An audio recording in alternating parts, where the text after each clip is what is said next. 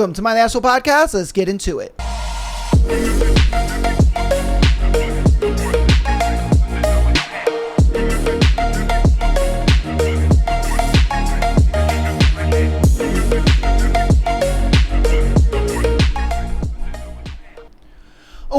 Welcome to my Asshole Podcast. It is Sunday, another beautiful Sunday episode. We're live here on the Instagrams. If you're listening to this on the Sunday, you know that it's coming out, then you should have been here on the live.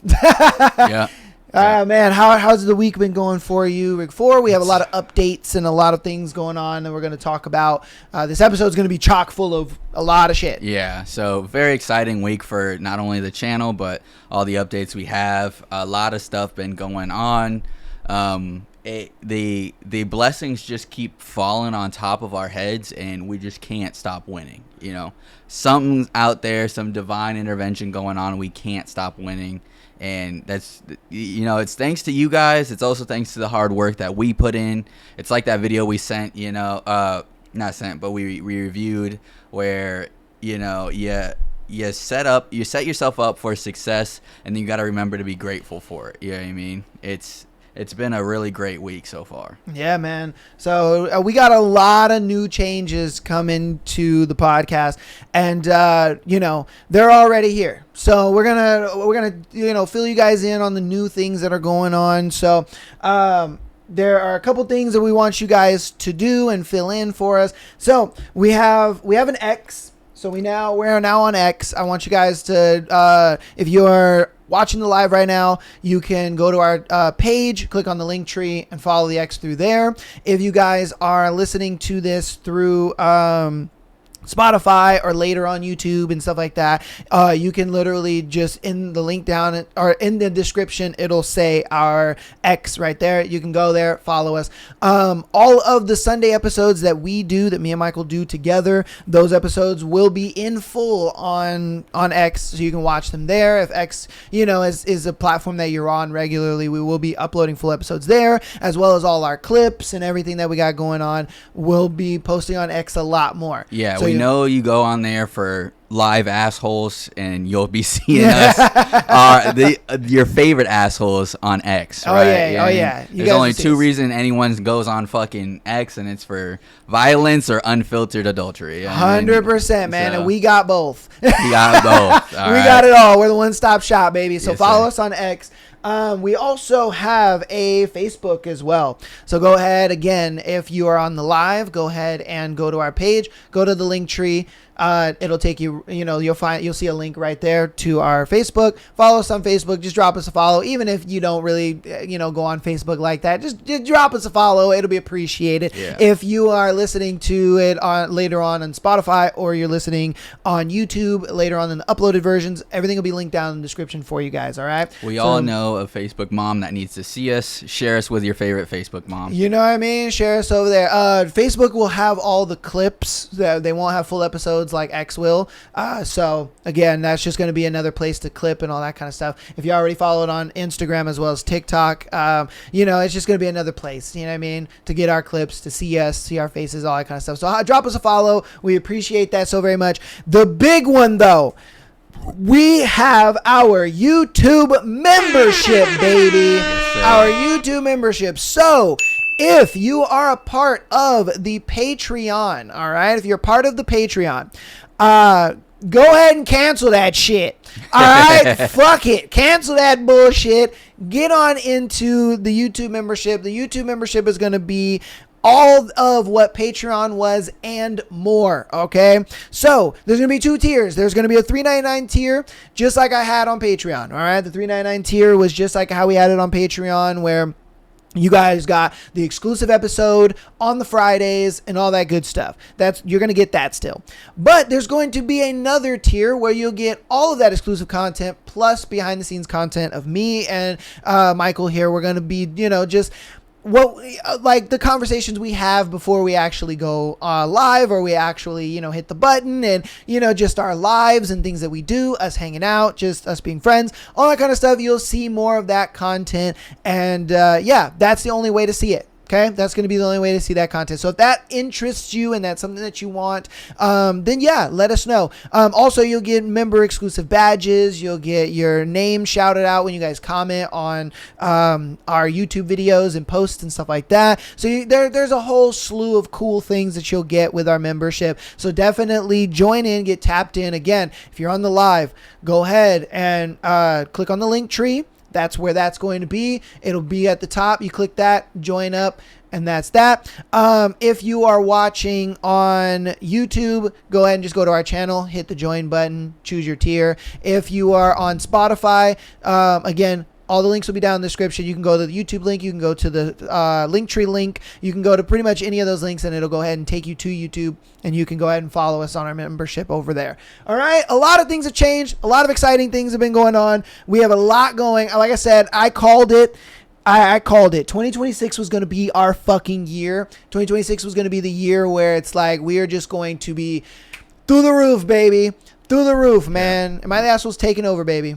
Just like Dogecoin, it was to the moon. Oh, that yeah, was the man. theory, to the moon. Yeah, bro. We're fucking doing it, dude. We're doing it. So again, we love and appreciate all the support you guys have been showing. We really do. But we're gonna get right on into today's episode. All right. I know you guys are like, yo, come on, man, hurry up and get to the episode. We got you. All right. So our first thing that we're gonna be going over, if you guys didn't hear in the news today, or this week, I would say, we found out that COVID was a hoax.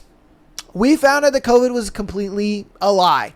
We found out that Dr. Fauci, the pretty much, I don't want to say founder, but he was more of the one that brought about the idea of COVID, and he was the one that kind of told everybody that COVID existed and so on and so forth. Well, we found out that this dude lied. So I'm going to show you a video.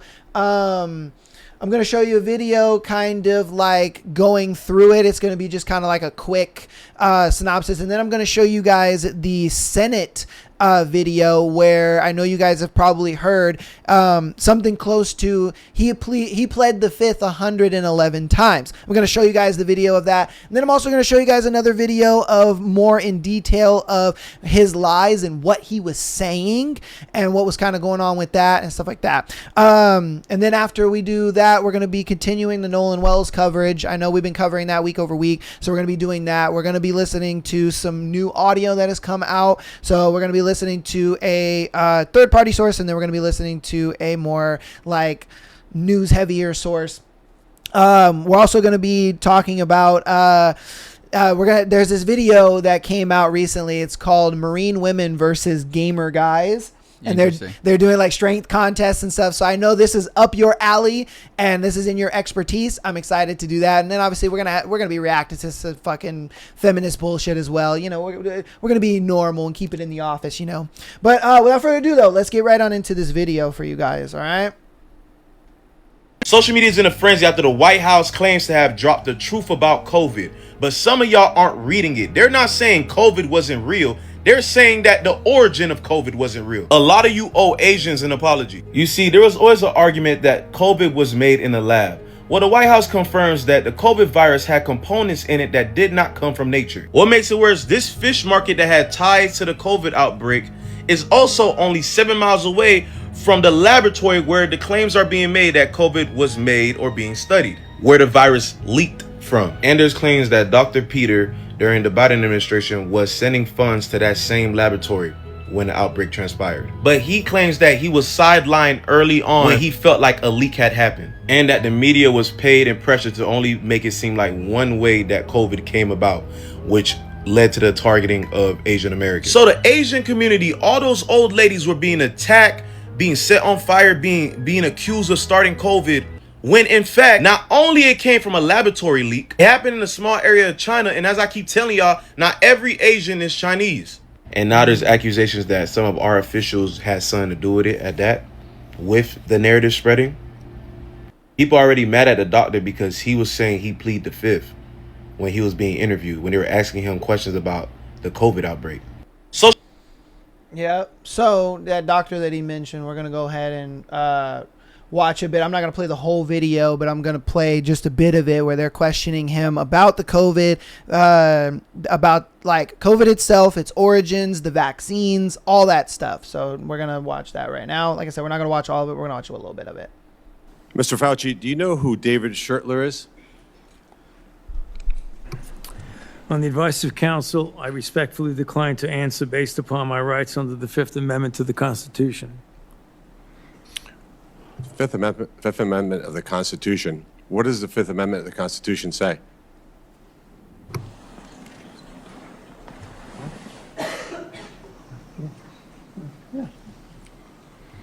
On the advice of counsel, I respectfully decline to answer based upon my rights under the Fifth Amendment of the Constitution.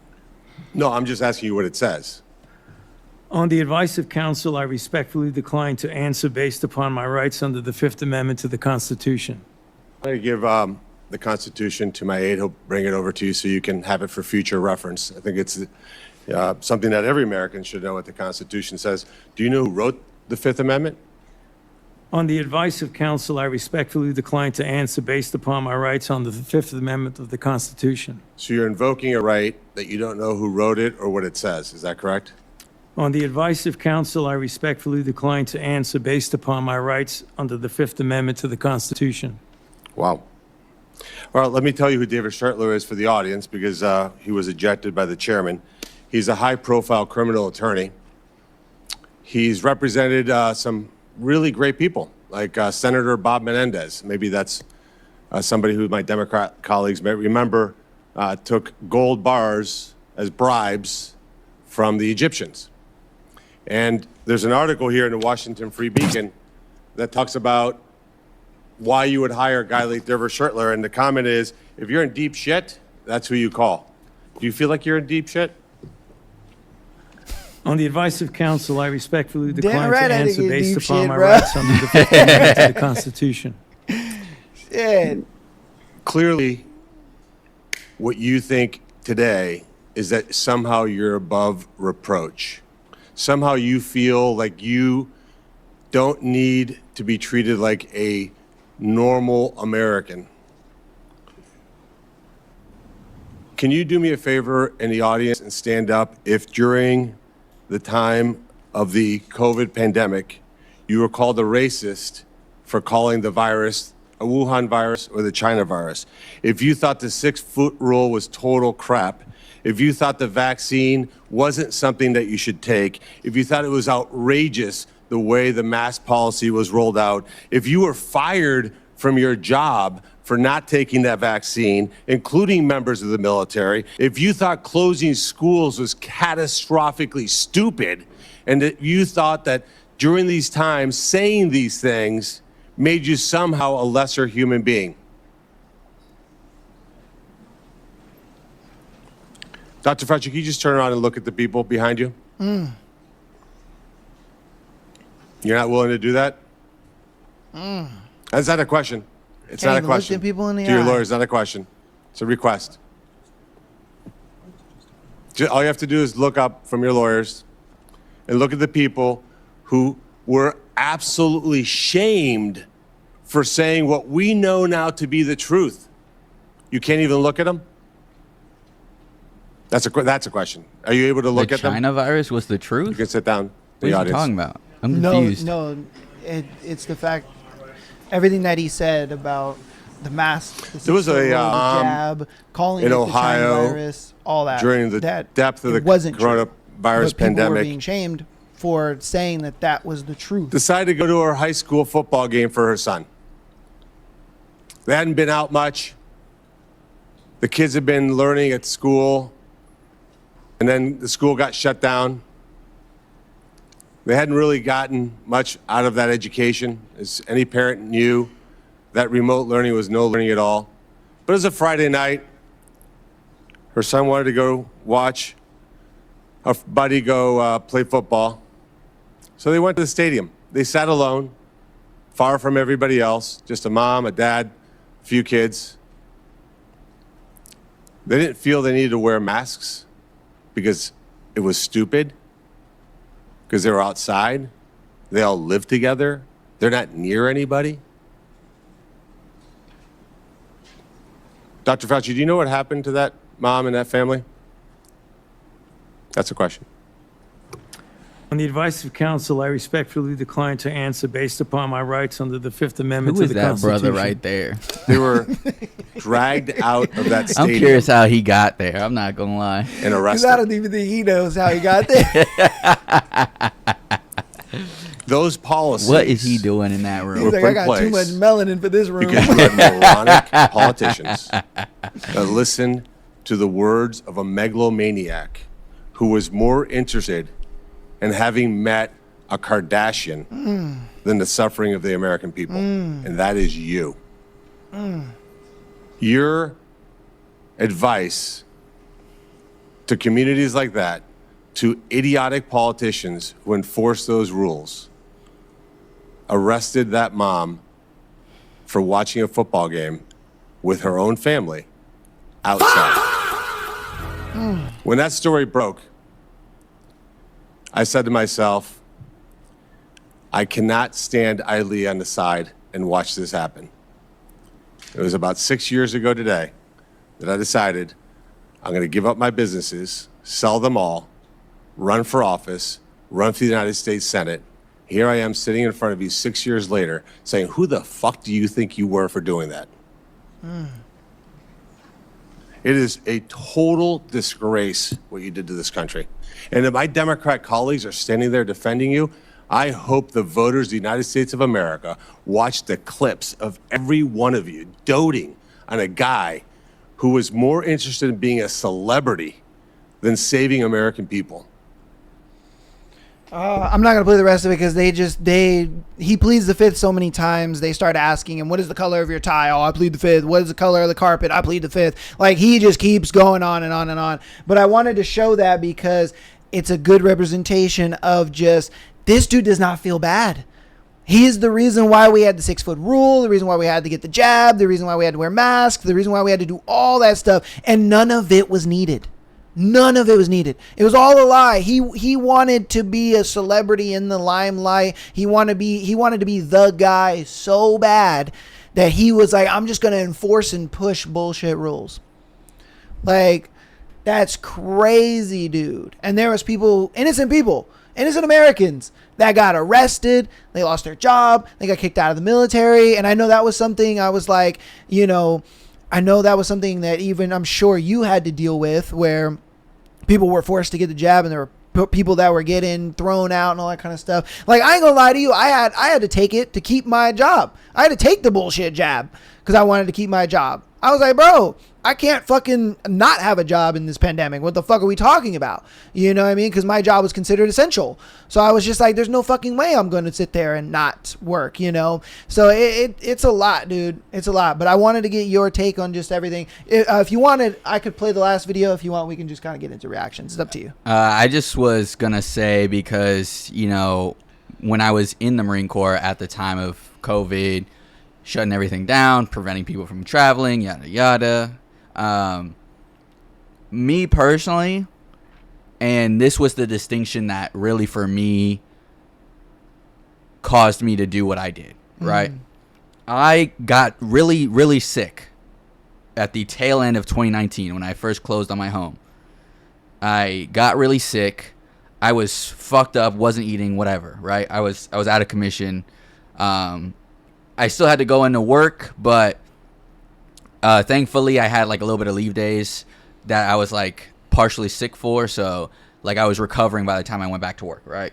I went into medical, the medical that we had, and they fucking swabbed me. They were like, all right, just fucking, remain SIQ, which is sick in quarters, or go home essentially for the day and come back when you're feeling better, right? I went home, I fucking recovered. They called me, right? And ask any military member medical will not fucking call you for anything. You always have to come in to get results or whatever. Okay. They called me and they're like, Sergeant Hopkins, are you okay? And I was like, yeah, I'm feeling better. I'm doing good. And they're like, okay. We had some people not recovering from the flu this year, so we just wanted to make sure you were alive.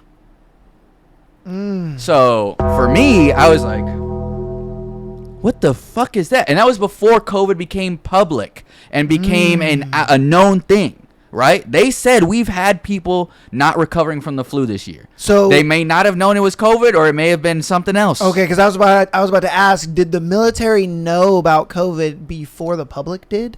Like I said, I'm not trying to throw my tinfoil hat on. I'm just saying I'm putting 2 to 2 together. So from my perspective, from my experience, Okay. the government does hold on to a lot of shit before the public knows. Okay. So True, everyone knows that though, True, right? yeah, You just yeah. get to be more involved because you're there when first calls start to happen. And you're like, oh shit, something's kind of crazy's happening. Okay.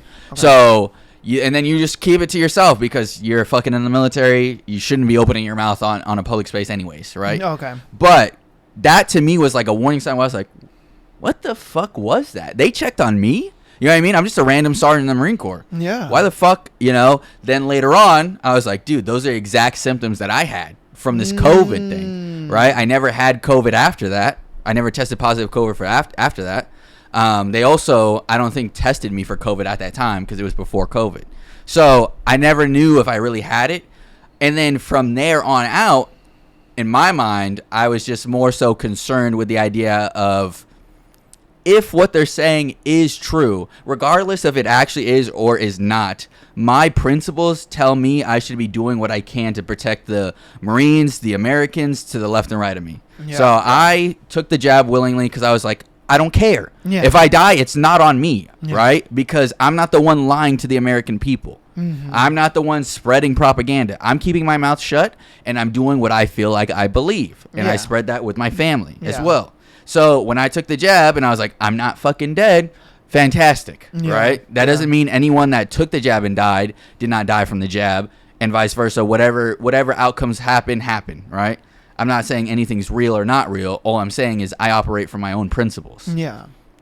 So when I see shit like this, I'm like, is what it is. This is not anything new. I have been in the Marine Corps. People make up lies, make up stuff to make themselves seem like this big hero. They go win awards, whatever the case may be, right? A lot of people in the Marine Corps talk about a particular Sergeant Major Castle, as a war hero, a war veteran, right? He has a statue on Camp Pendleton. A lot of people look up to him. And I recently, in my time doing door-to-door, I recently talked to a few people that were in that Sergeant Major's unit, and they bashed him for what he did. They're Wow. like, dude, he was not where he was supposed to fucking be. He wanted to be fucking gun happy, trigger happy, and he wanted to go in when we told him at the time he was first sergeant. Like, first sergeant, you stay the fuck back. We got this. And he was like, no, I want to get me a medal. So at the end of the day, when people do shit like this and they start pleading the fifth, he got what he wanted, and now he's defending that. That's all I see. Oh, 100%. He's just defending that by 100%. pleading the fifth, Yeah. and he truly never gave a fuck. He knew in his mind, this is going to be a global impact. I don't care. So why would he care after the fact he gets caught up? Of course not. Yeah. And for me as well, to have Senator Moreno sitting there putting him on trial essentially and trying to claim the moral high ground, I myself know enough about politics, not holistically, but in the sense of he could be sitting there with his own dirt that no one has found out and still be putting that man on trial. So I really don't give a fuck about what either side has to say. is what I'm Yeah. getting at. Yeah. No, But that's just my take on it. Yeah, I agree 1,000% as far as just he literally. It was like they said, he wanted to be that guy. He just wanted to be the celebrity guy so bad, and he does not feel fucking bad about it at all. Yeah. He wouldn't even look at those people. Those people were a part of that. They had to take the jab. They had to wear the mask. They had to do the distancing. They had their kids, going through all that bullshit. They had to take their kids out of school and all that. Like, he wouldn't look at them and at least apologize or at least say just something. But the thing is, and the crazy part about it is that Biden pardoned him to where a federal investigation cannot happen. And the only thing that can happen is if, the state district attorney decides to, take him to court for something. But other than that, he won't get prison sentence, nothing, because he's pardoned by a previous president, which is insanity to me. Hey, it's just one of those things where I looked at it, like when I saw this, I was just like, look, I want to inform people. I want people to know kind of like the all the details surrounding it. Because look, man, we live in clip culture, and it pisses me off that we live in clip culture. Like, people think that, oh, I saw 3 minutes of something, I know everything. Right. It's like, no, bro, no. That's not how it is. Do your research, look things up, find things out. And that's why I want this show to kind of be a little bit of that, where it does show you, we show things in more of its totality, and we Right. show it in more detail, so you guys know, and you, when you're walking around talking about this shit, you actually know what the fuck you're talking about. You're not just sitting there, oh, I saw a 3-minute clip. Like, no, bro, because a lot of people were saying, oh yeah, you know, he played he played the fifth like a whole bunch of times, but nobody knows why he played the fifth. But I showed a video on why he was pleading the fifth all those times. You know what I mean? That way people can kind of have a good understanding of it and understand why. I'm going to play this video. I'm going to play just a little bit of it. It's more of just like, it goes into a little more detail of what he was telling, you know, the Senate, and how he got them to believe what it is that he was saying about COVID and stuff like that. So I'm going to just play like a couple minutes of this, and then we'll move on. Let's see. And this. I don't understand why he has to plead the fifth, since he already had immunity from that pardon. But you're now calling for Dr. Fauci to face jail time. Tell us what happened and your takeaway. Well, listen, the reason he had to plead the fifth is his alternative was lying to Congress, and that's something, sadly, Dr. Fauci has done repeatedly. What has become public now is his private diaries, and his private diaries reveal that he was lying to Congress and lying to the American people day after day, week after week, month after month throughout the entire COVID pandemic.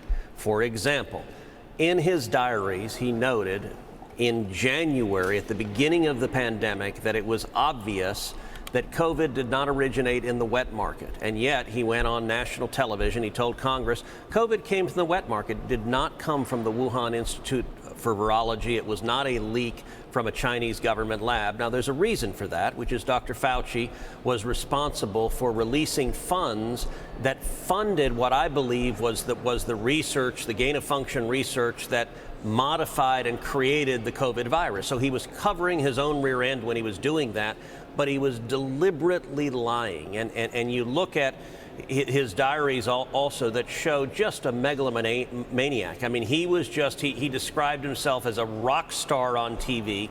He was interested in being in TV rather than saving people's lives. And so he faced a challenge because, yes, the pardon that Joe Biden corruptly gave him to cover up from his criminality, that was retrospective. That covered past crimes. But if he went to the Senate and lied again yesterday, I believe the Department of Justice would prosecute him for lying to Congress under oath. And so Dr. Fauci was not willing to tell the truth, that he was a craven liar who destroyed jobs, who destroyed lives, who destroyed the future of kids. Another lie that he revealed in his diary is he was reveling in convincing Democrats in New York and California to shut down schools. He was thrilled that he convinced them to shut down schools. And then Dr. Fauci went on TV and said, oh, I wasn't for the shutdowns. I didn't urge anyone to shut down schools.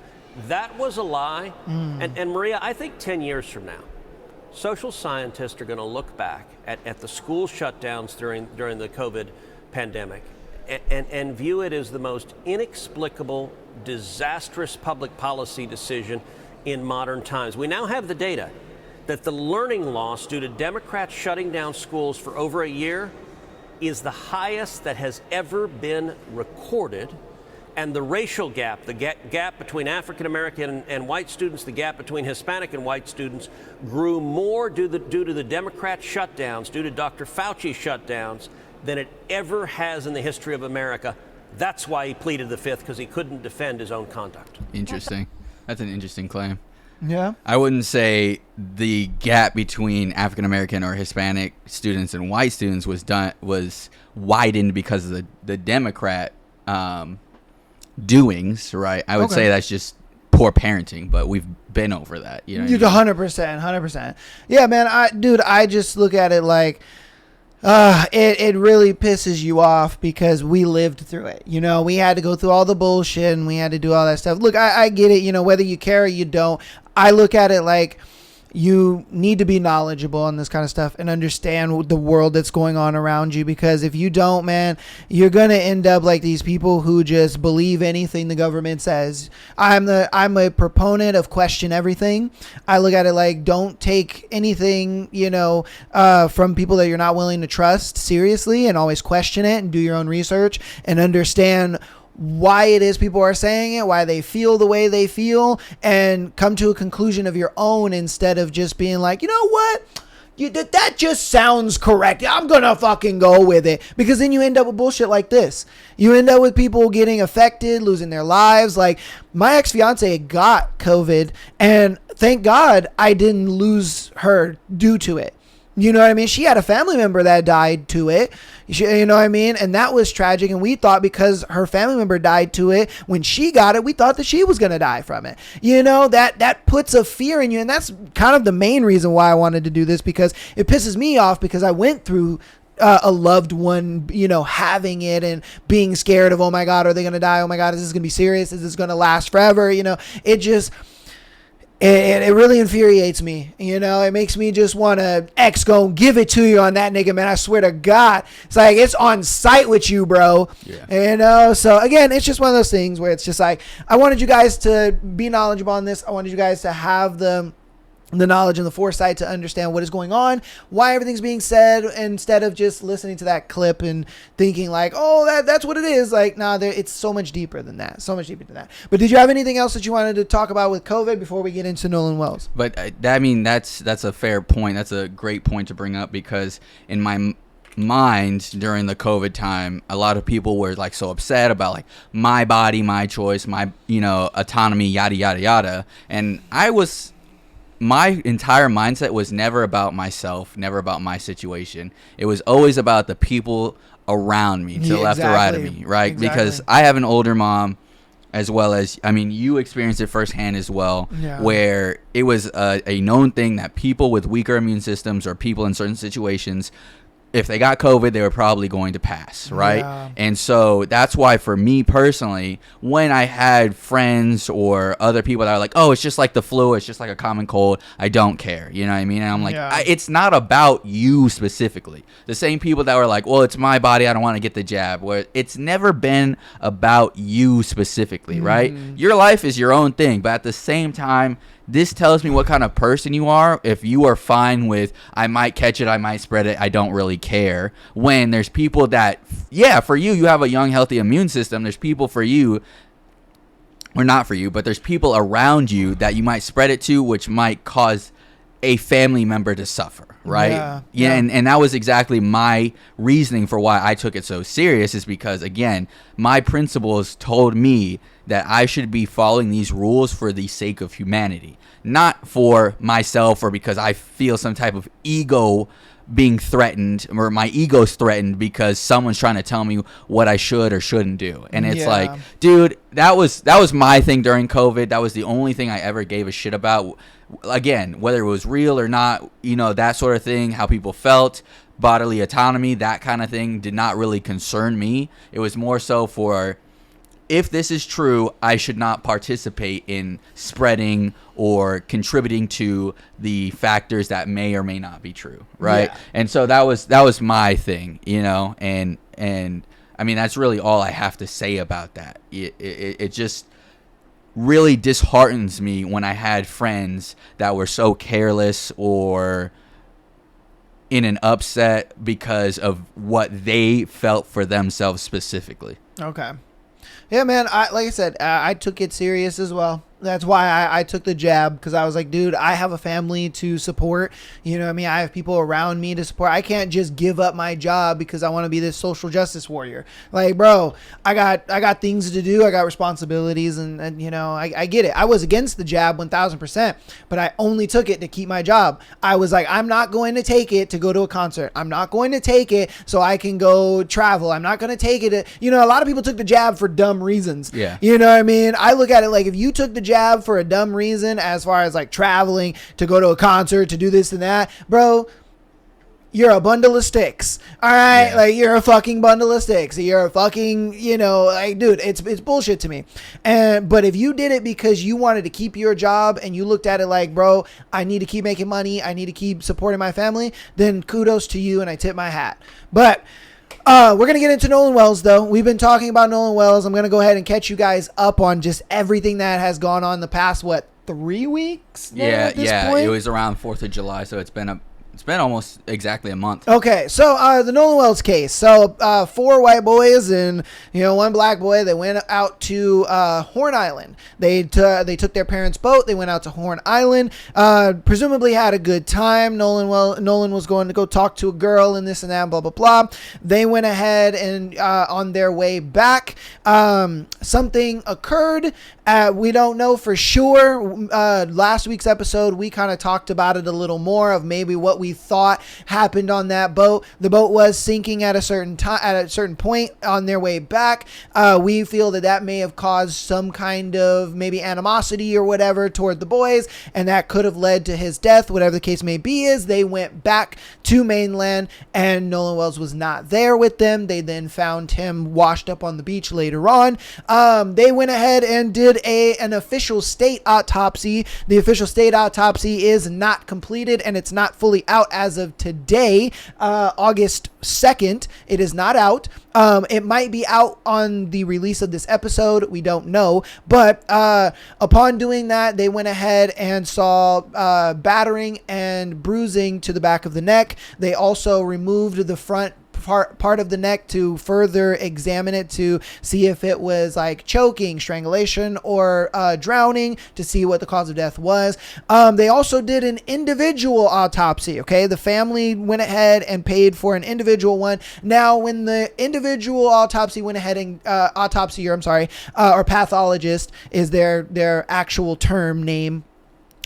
When they got the body did not have the neck. And the reason the body did not have the neck is because the state withheld the neck for further examining and further testing. But a lot of people are thinking because the neck wasn't there when they got to the individual autopsy, they look at it like it was foul play, they're hiding stuff, so on and so forth, this and that.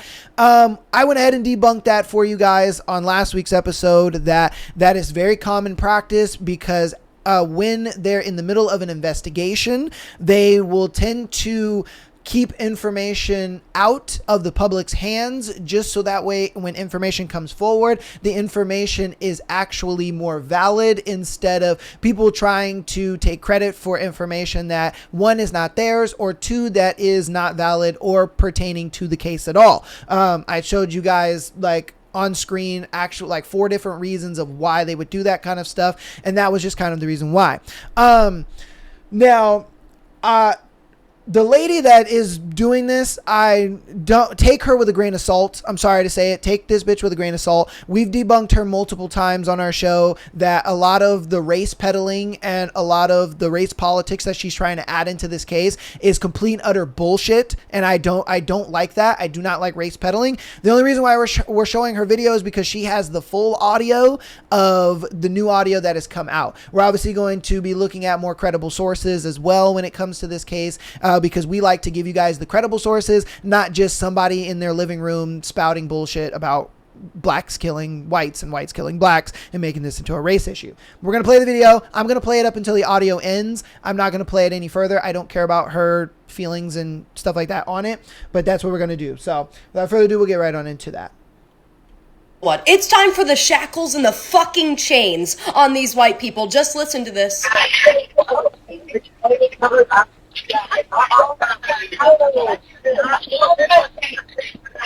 Okay, so you can't hear bullshit. I'm just going to read it.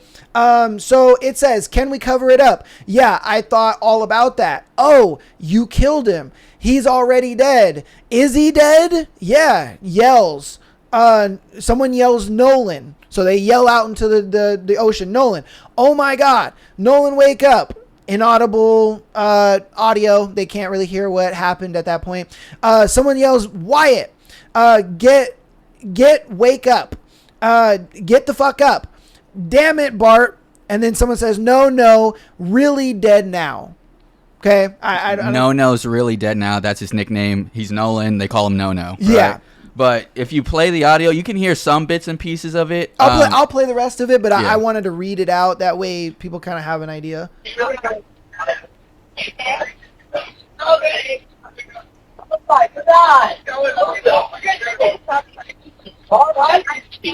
Hey, we're at the west tip of Horn, and our bilge pump stopped working. We're sinking. Can y'all please come? We have a membership. Shut up! Shut the fuck up!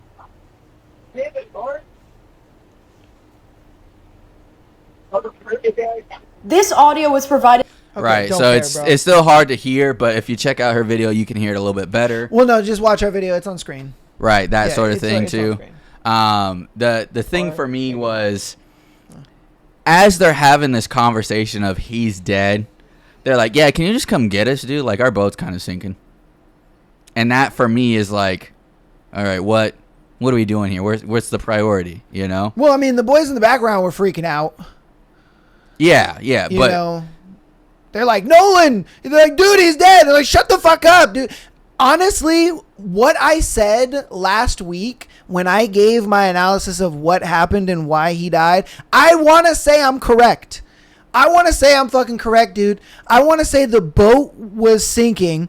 It caused them to kind of freak out. They got into an altercation, and either they like grabbed him and like choked him out or something, or they hit him to calm him down, and they were like, dude, what the fuck are you doing? Now, the boy on the phone that's just like, yeah, dude, the boat is, sinking, da-da-da. Take that how you want it, but I think he was trying to be the rational one while everybody's being irrational at that point. I mean, there's always going to be a leader in, our group of friends and, your group of your circle. There's always going to be that one guy that's going to kind of stay a little more calm and try to get things moving forward while everybody's freaking out. But I don't know, man. Hearing that audio and reading it, to me, it seems like exactly what I said last week is what happened. I don't know that for sure. Do not take that, as like gospel, but hearing that audio, I don't know, man. I don't know. To me, right, especially because I did read an article, and again, this article may or may not be credible. Earlier today, I don't know if exactly how true it is. I'd have to bring it up to really like quote it verbatim, right? But there was talk in this article, like you said, of a scuffle. And again, shit's kind of blurry. And when I say that, it's because in the article it states that Nolan had been involved with one of the other boys' ex-girlfriends, right? Some shit like that. That actually caused an altercation on the boat because she was there. Again, I can't say this is for sure because no one else is talking about this. Yeah. So I'm like, it doesn't really make sense. But the idea of there was an altercation. In the article, it states that he did come up behind Nolan. I think it's Blake, the one that they're talking about. Okay. Came up behind him and started choking him, like put his arm around his neck, started choking him, right? They did whatever, fucking hurt him, killed him. Again, though, right? As a parent, because I'm just going to speak from a parental aspect, right? There was no clear evidence of racism. So as far as a parent, if I trust, I have 2 daughters. If I trust my children to go out with you and they do not come back, again, there's not an excuse in the world unless it was actively not your fault, which it's now proven that it is not. They are not free of guilt. Oh, 100%. 100%. If it is actively not your fault, then it's different. But in this case, they had something to do with it. You're going to face some sort of justice. Oh, well, they were the cause of death 1,000%. Like, there is no ifs, ands, or buts about it now. Listening to that audio, they were the cause of Nolan's death. Yeah. But I don't think this was racially motivated. I think this was a simple fact of, because you got to understand, like, it is very easy to break somebody's neck. It's not hard. It does not take a lot of, and you as a hand-to-hand combat specialist can probably atone to this. It is something where when you are dealing with a hand-to-hand combat situation and someone does have grip of your neck, it is easy for you to break that neck.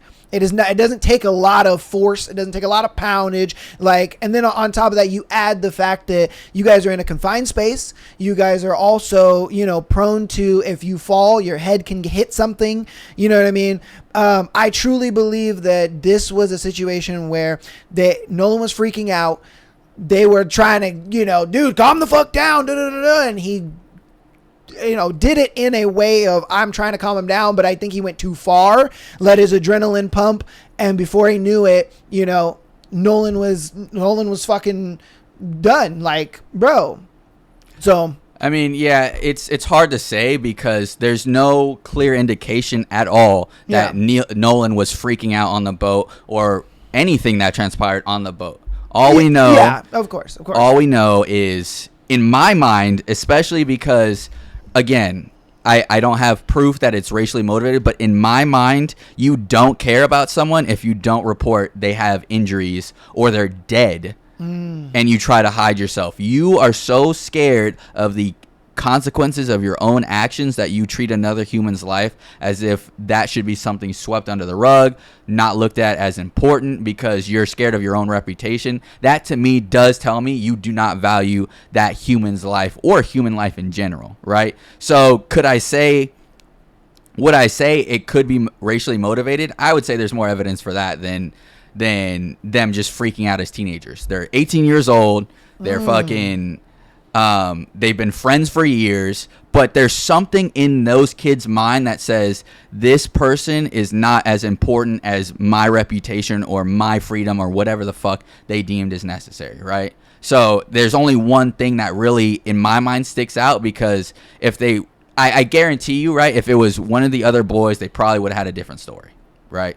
There's not really evidence for that, but at the same time, there's evidence for they did not value Nolan as an actual human being, for sure. I don't think so. I truly, I'm sticking to the story of they were freaking out, and this was one of those things where everyone's freaking out. They're trying to, not necessarily calm the situation down, but they're just kind of like, they're at odds with each other. They're fighting each other because one person thinks that the other person is right, or one person thinks that, or they're not even trying to fix the situation. They're just kind of throwing slurs like, oh, you fucking retard, you idiot, you see, dude, I told you not to, you know what I mean? Like, that's going to cause issues, and that's going to cause you to be emotional in those situations. Like, I truly don't think this was racial at all. Now, to go to the point of why they were willing to cover it up, dude, I think anybody that kills somebody is going to, their first question is gonna be like, oh my God, how can we not make this about us? How can we, I think anybody is going to do that. There's been tons, and I mean tons, of murder one cases where, they will knowingly kill somebody and be like, how the fuck can I get away with this? Or even if they decide to, I'm going to kill my wife, or I'm going to do this, or I'm going to do that, how can I do it in a way where I'll get away with it? I don't think it's necessarily a thing of they didn't care about Nolan. I think in this situation, it was more of just, they're freaking out. They found out that he was dead. We know that from the audio because they were literally calling out to him. They're like, wake up. And he's like, dude, he's fucking dead. So that gets to a point where they're like, fuck, we have to hide this. We have to hide. And I think that was the reason why they dumped him in the water, because they were just like, dude, we can't fucking get in trouble for this. We're going to get in trouble for this. We're going to go to jail for this. We're going to be under the jail. Like, if we can find a way, I think that's just rational fear, if I'm being honest with you. I really do. I think that's just rational fucking fear. I think anybody who would be in a situation where somebody died accidentally, you didn't mean to kill them, and they died, you're just going to be like, holy fuck, how do I get out of this? Yeah, which still, to me, points to the idea of you are more concerned as a human of your own reputation than another person's life, where no matter what you want to call it, human nature, rational fear, whatever, right? Again, they deemed Nolan as this not inconsistency,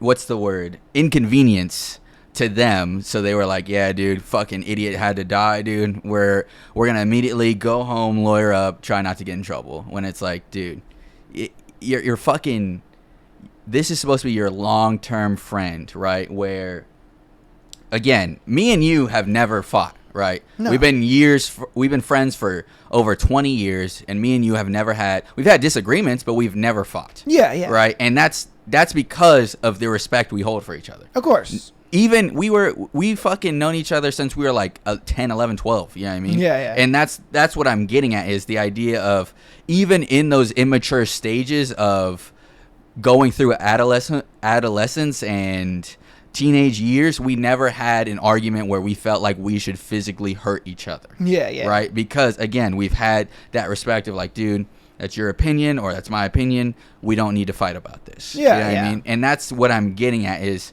I would never in my life think about taking the life or hurting someone to the point of, unconsciousness or killing, because it's just never that fucking serious. You know what I mean? And that's, again, when you think about the idea of fighting someone, it's just an act of trying to inflict your will onto another person. So again, I think all things point to the idea of, they looked at Nolan as lesser, like, you should listen to me, dude, and I'm gonna use any means necessary to get you to listen.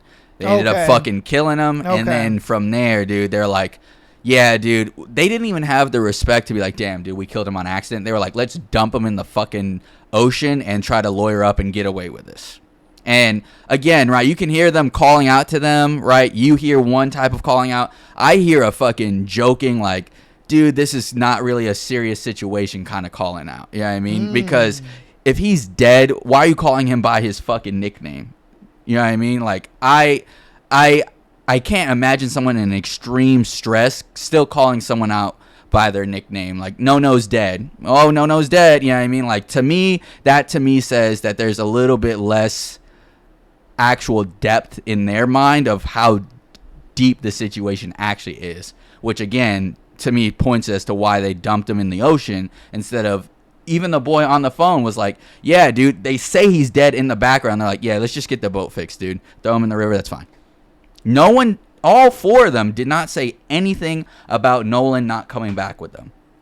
That, to me, you can't tell me that they don't look at him as a lesser human, right? I wouldn't say a lesser human. I just wouldn't, because the thing is like, I agree with you when you said that they feel that they are somewhat better than him. The reason being for that is because you get that a lot of times with more like rich kids.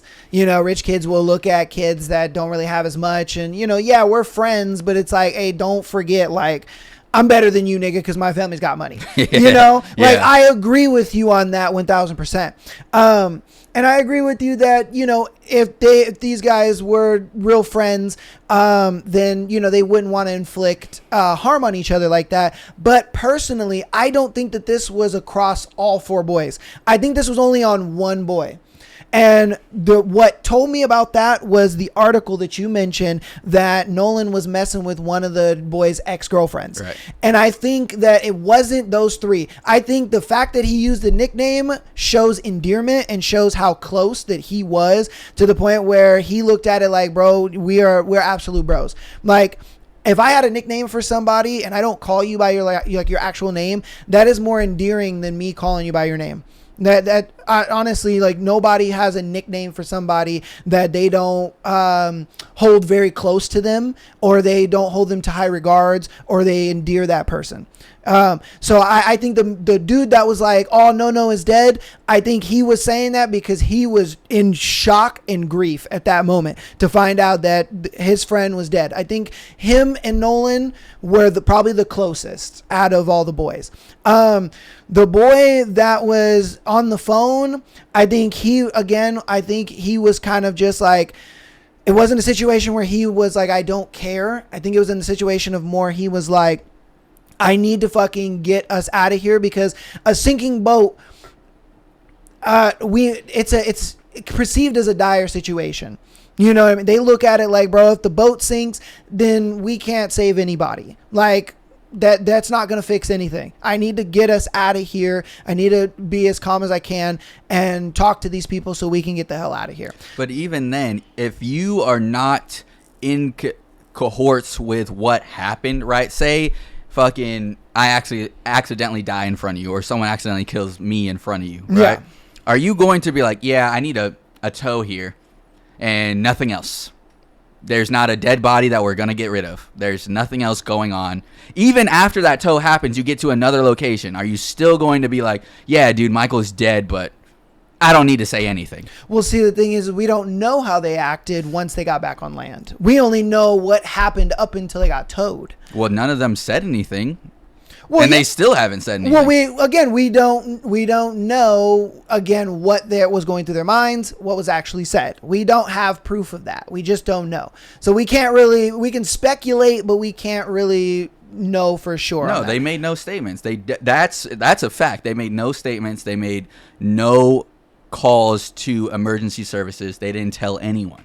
Well, yeah, to the public, of course, and to emergency service. I give you that. Yes. But again, that goes back to I think they were just freaked out. If somebody dies and somebody gets killed, like, yeah, you're going to be like, dude, I don't want to get caught for this. They know the consequences of what's going to happen to them. So they're fearing, for their life. They know they're going to go to jail forever over something like this. Like, you can get life in prison. But if you have nothing to do with it, why would you say nothing? But all the boys do have something to do with it.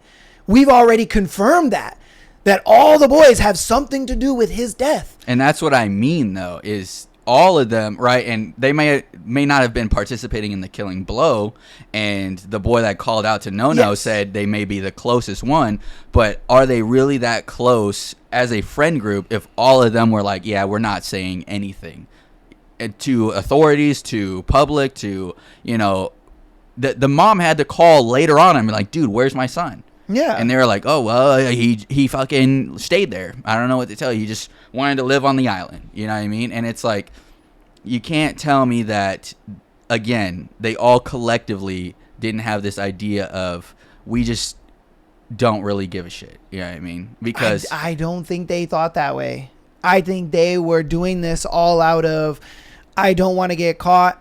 I'm fearing for my life. I'm fearing for my freedom. Like, that happens with everybody who is So are you saying that if our kids grew up together, yeah, and your son, daughter, whoever accidentally killed one of my kids, you'd be like, yeah, dude, fucking, I get it. I get why you didn't call the authorities, or I get why you didn't fucking say anything. You know what I mean? That makes sense. No, I wouldn't be so laissez-faire about it. I would be more of just, I'd be more emotional about it, sure. But again, like, trying to throw malicious blame is not going to bring, the kid back. It's just that's not going to happen. It's more of just like, okay, what the fuck happened? Why is it that this happened? You know what I mean? I would want to hear it from them, and then we go from there. Like, I get it. As a parent, you're going to do what it takes to protect your kids.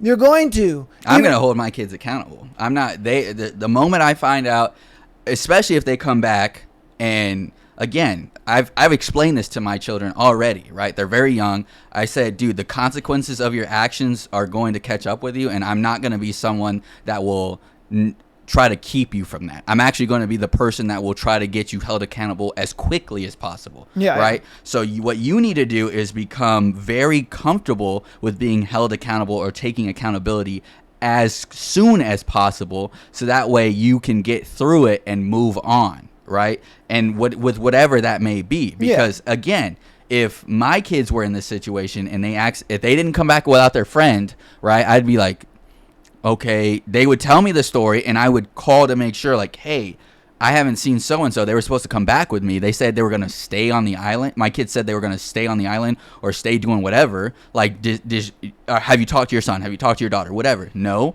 Then what the fuck's going on? Because at the end of the day, again, in this situation specifically, they did too much to try to hide the fact for me to believe that they don't think that they're, again, above Nolan in some way, form, or fashion. Because again, I'm going to hold my kids immediately accountable as soon as I figure out some shit, right? Unless the story is not really making sense, or if I truly believe that like it was some form of accident, my, again, principles will guide me to believe what I want to believe, right? And so, but it's not, I'm not going to know something and be like, all right, yeah, let's just hide it, right? That to me says I would value my own kid's life over someone else's kid's life, especially in the sense of accountability, right?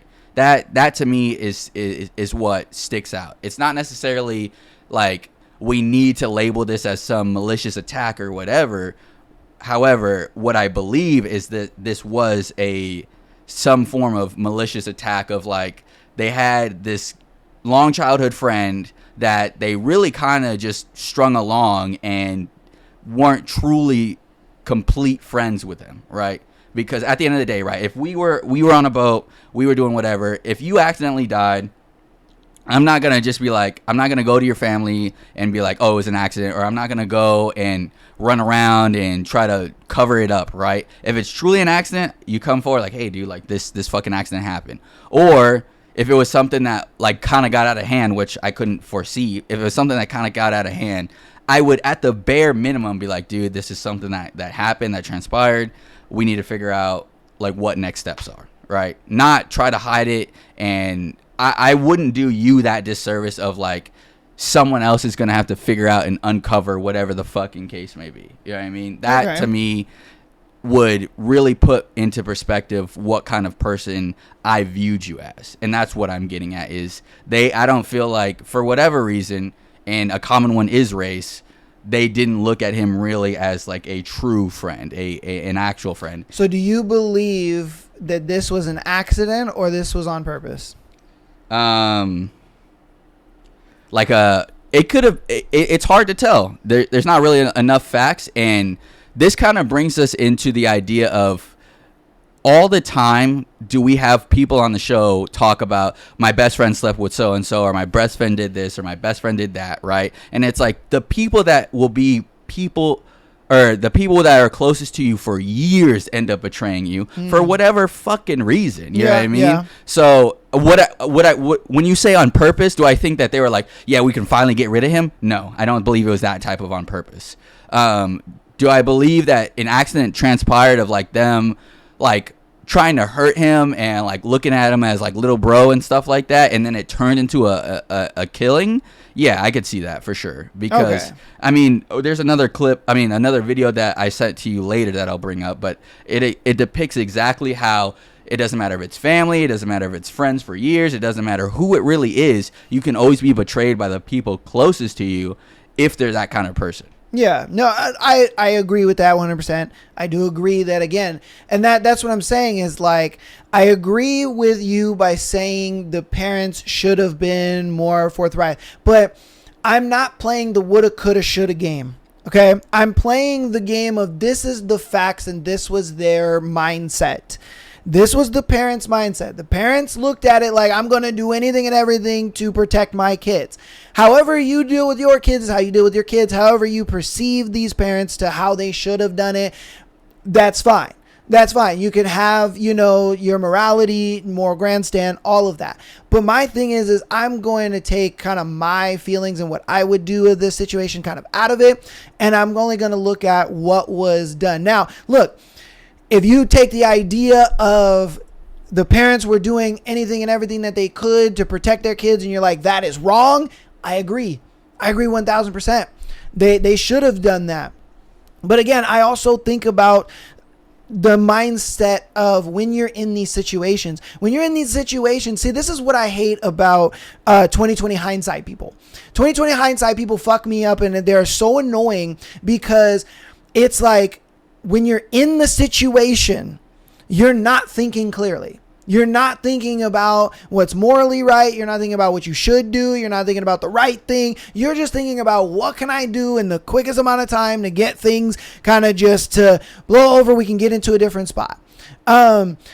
later on, sure, you're going to think more clearly. You're going to be like, you know what? Probably should have did this. We probably should have did that. Like, but we already did what we did. So, we either kind of take the scrutiny by changing our story or we double down. And that's kind of a personal choice that you take.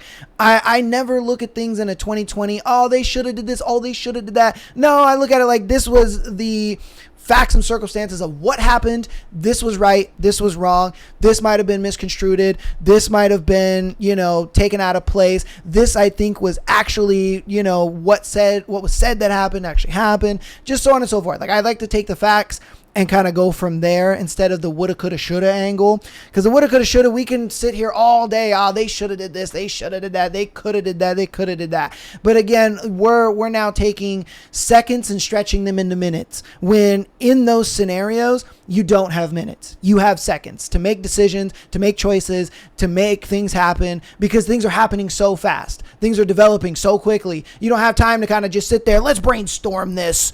Let's brainstorm and figure out what we're going to do. No, you're freaking out. Your adrenaline's running. Your cortisol is high. Your stress is through the roof.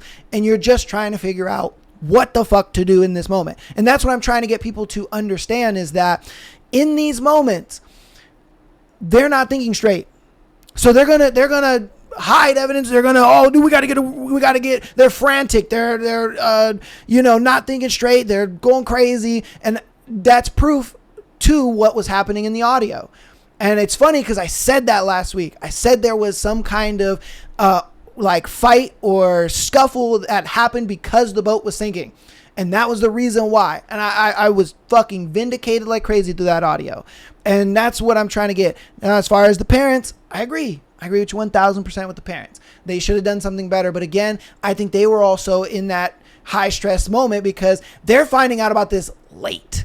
They're like, bro, you didn't fucking say anything. You didn't tell us nothing. Now we're in this fucking conundrum. So that's a lot for a parent.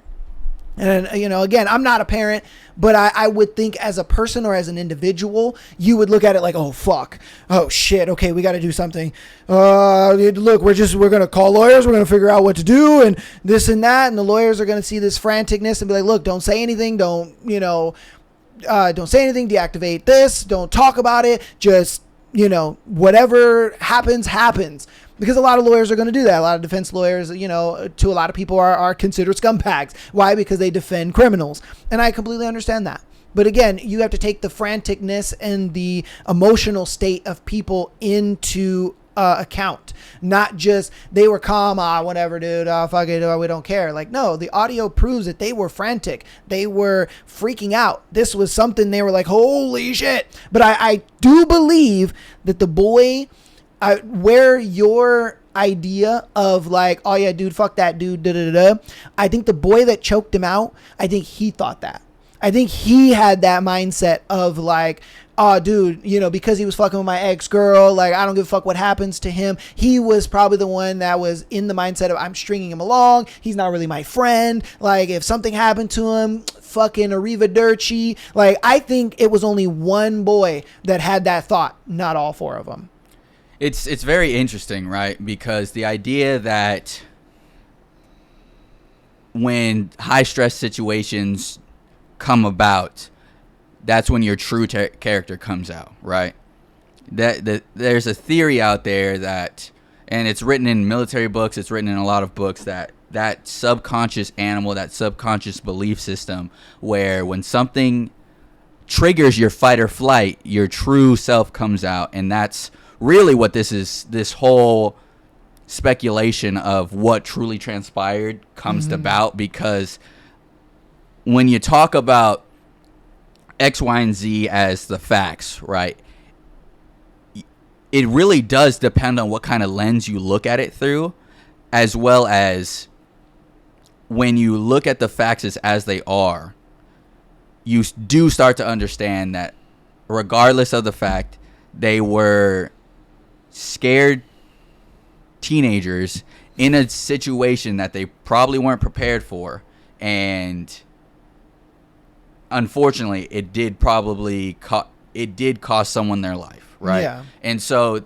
it's just interesting to me that with all this turmoil that's been going on and debate and speculation, that it's interesting to me that this transpired this way, and a lot of people are just like, you know, it's funny that it just boils straight down to like race and the idea that, you know, there's all this speculation of shoulda, coulda, woulda, corruption, whatever the case may be, when, again, these are very common things that transpire, right? Especially when, again, I've been in the military, and it's super common where, you know, rape victims, domestic abuse victims, like alcohol abuse, whatever, right? All that kind of stuff just gets overlooked because of the people and who they are in those situations determine really what the outcome is. You know, does that make sense? Yeah. And so that's really what I'm getting at, is whatever transpired on the boat, for some reason, whether it's Nolan flipping out and the boys fighting, or the girlfriend being there, the ex-girlfriend being there and dude not giving a shit, whatever you want to call it, for some reason, those boys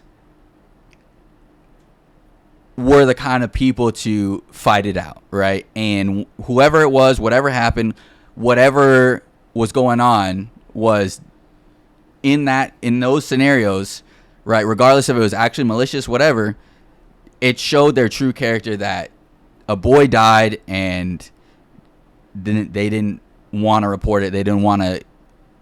They were negligent. They were negligent, Yeah, right? They were negligent to bring it forth. Yeah, that's 100%. what I 100%. take from this, right? Yeah, Again, deep down, there's a moral imbalance there, and that's really all that I truly get at. And again, especially with how common like race, class, whatever goes into it, it really makes sense to me that these boys were just morally not sound, right? Okay. And so again, that's where, for me as a parent, my kids, whatever, right? I just, you know, I guess it's just the human nature of things, because again, you've seen it in all aspects of life, every relationship, that people just do what they truly feel like connects with them or preserves them once they hit that flight or fight, right? And there's people out there that do the right thing when they hit flight or fight, and there's people that don't, right? And so, especially with them being young boys,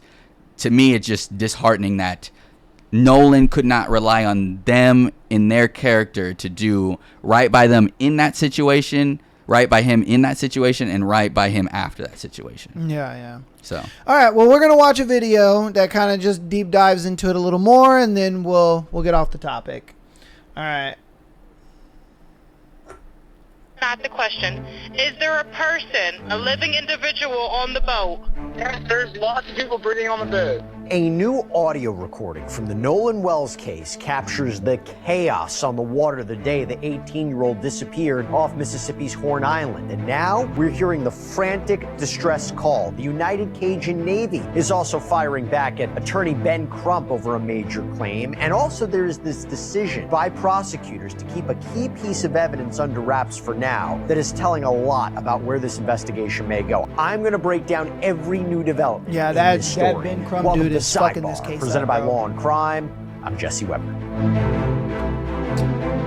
He's holding a lot of shit We're in the back back. with a lot more that has happened since we last updated you on the case of Nolan Wells. I think the last time we updated you was when the results of that independent autopsy were released, which, by the way, came out. They couldn't rule out foul play, so it leaves Nolan's family still demanding answers. There's still, of course, the state medical examination and the toxicology reports and what will come of that. But now what do we have?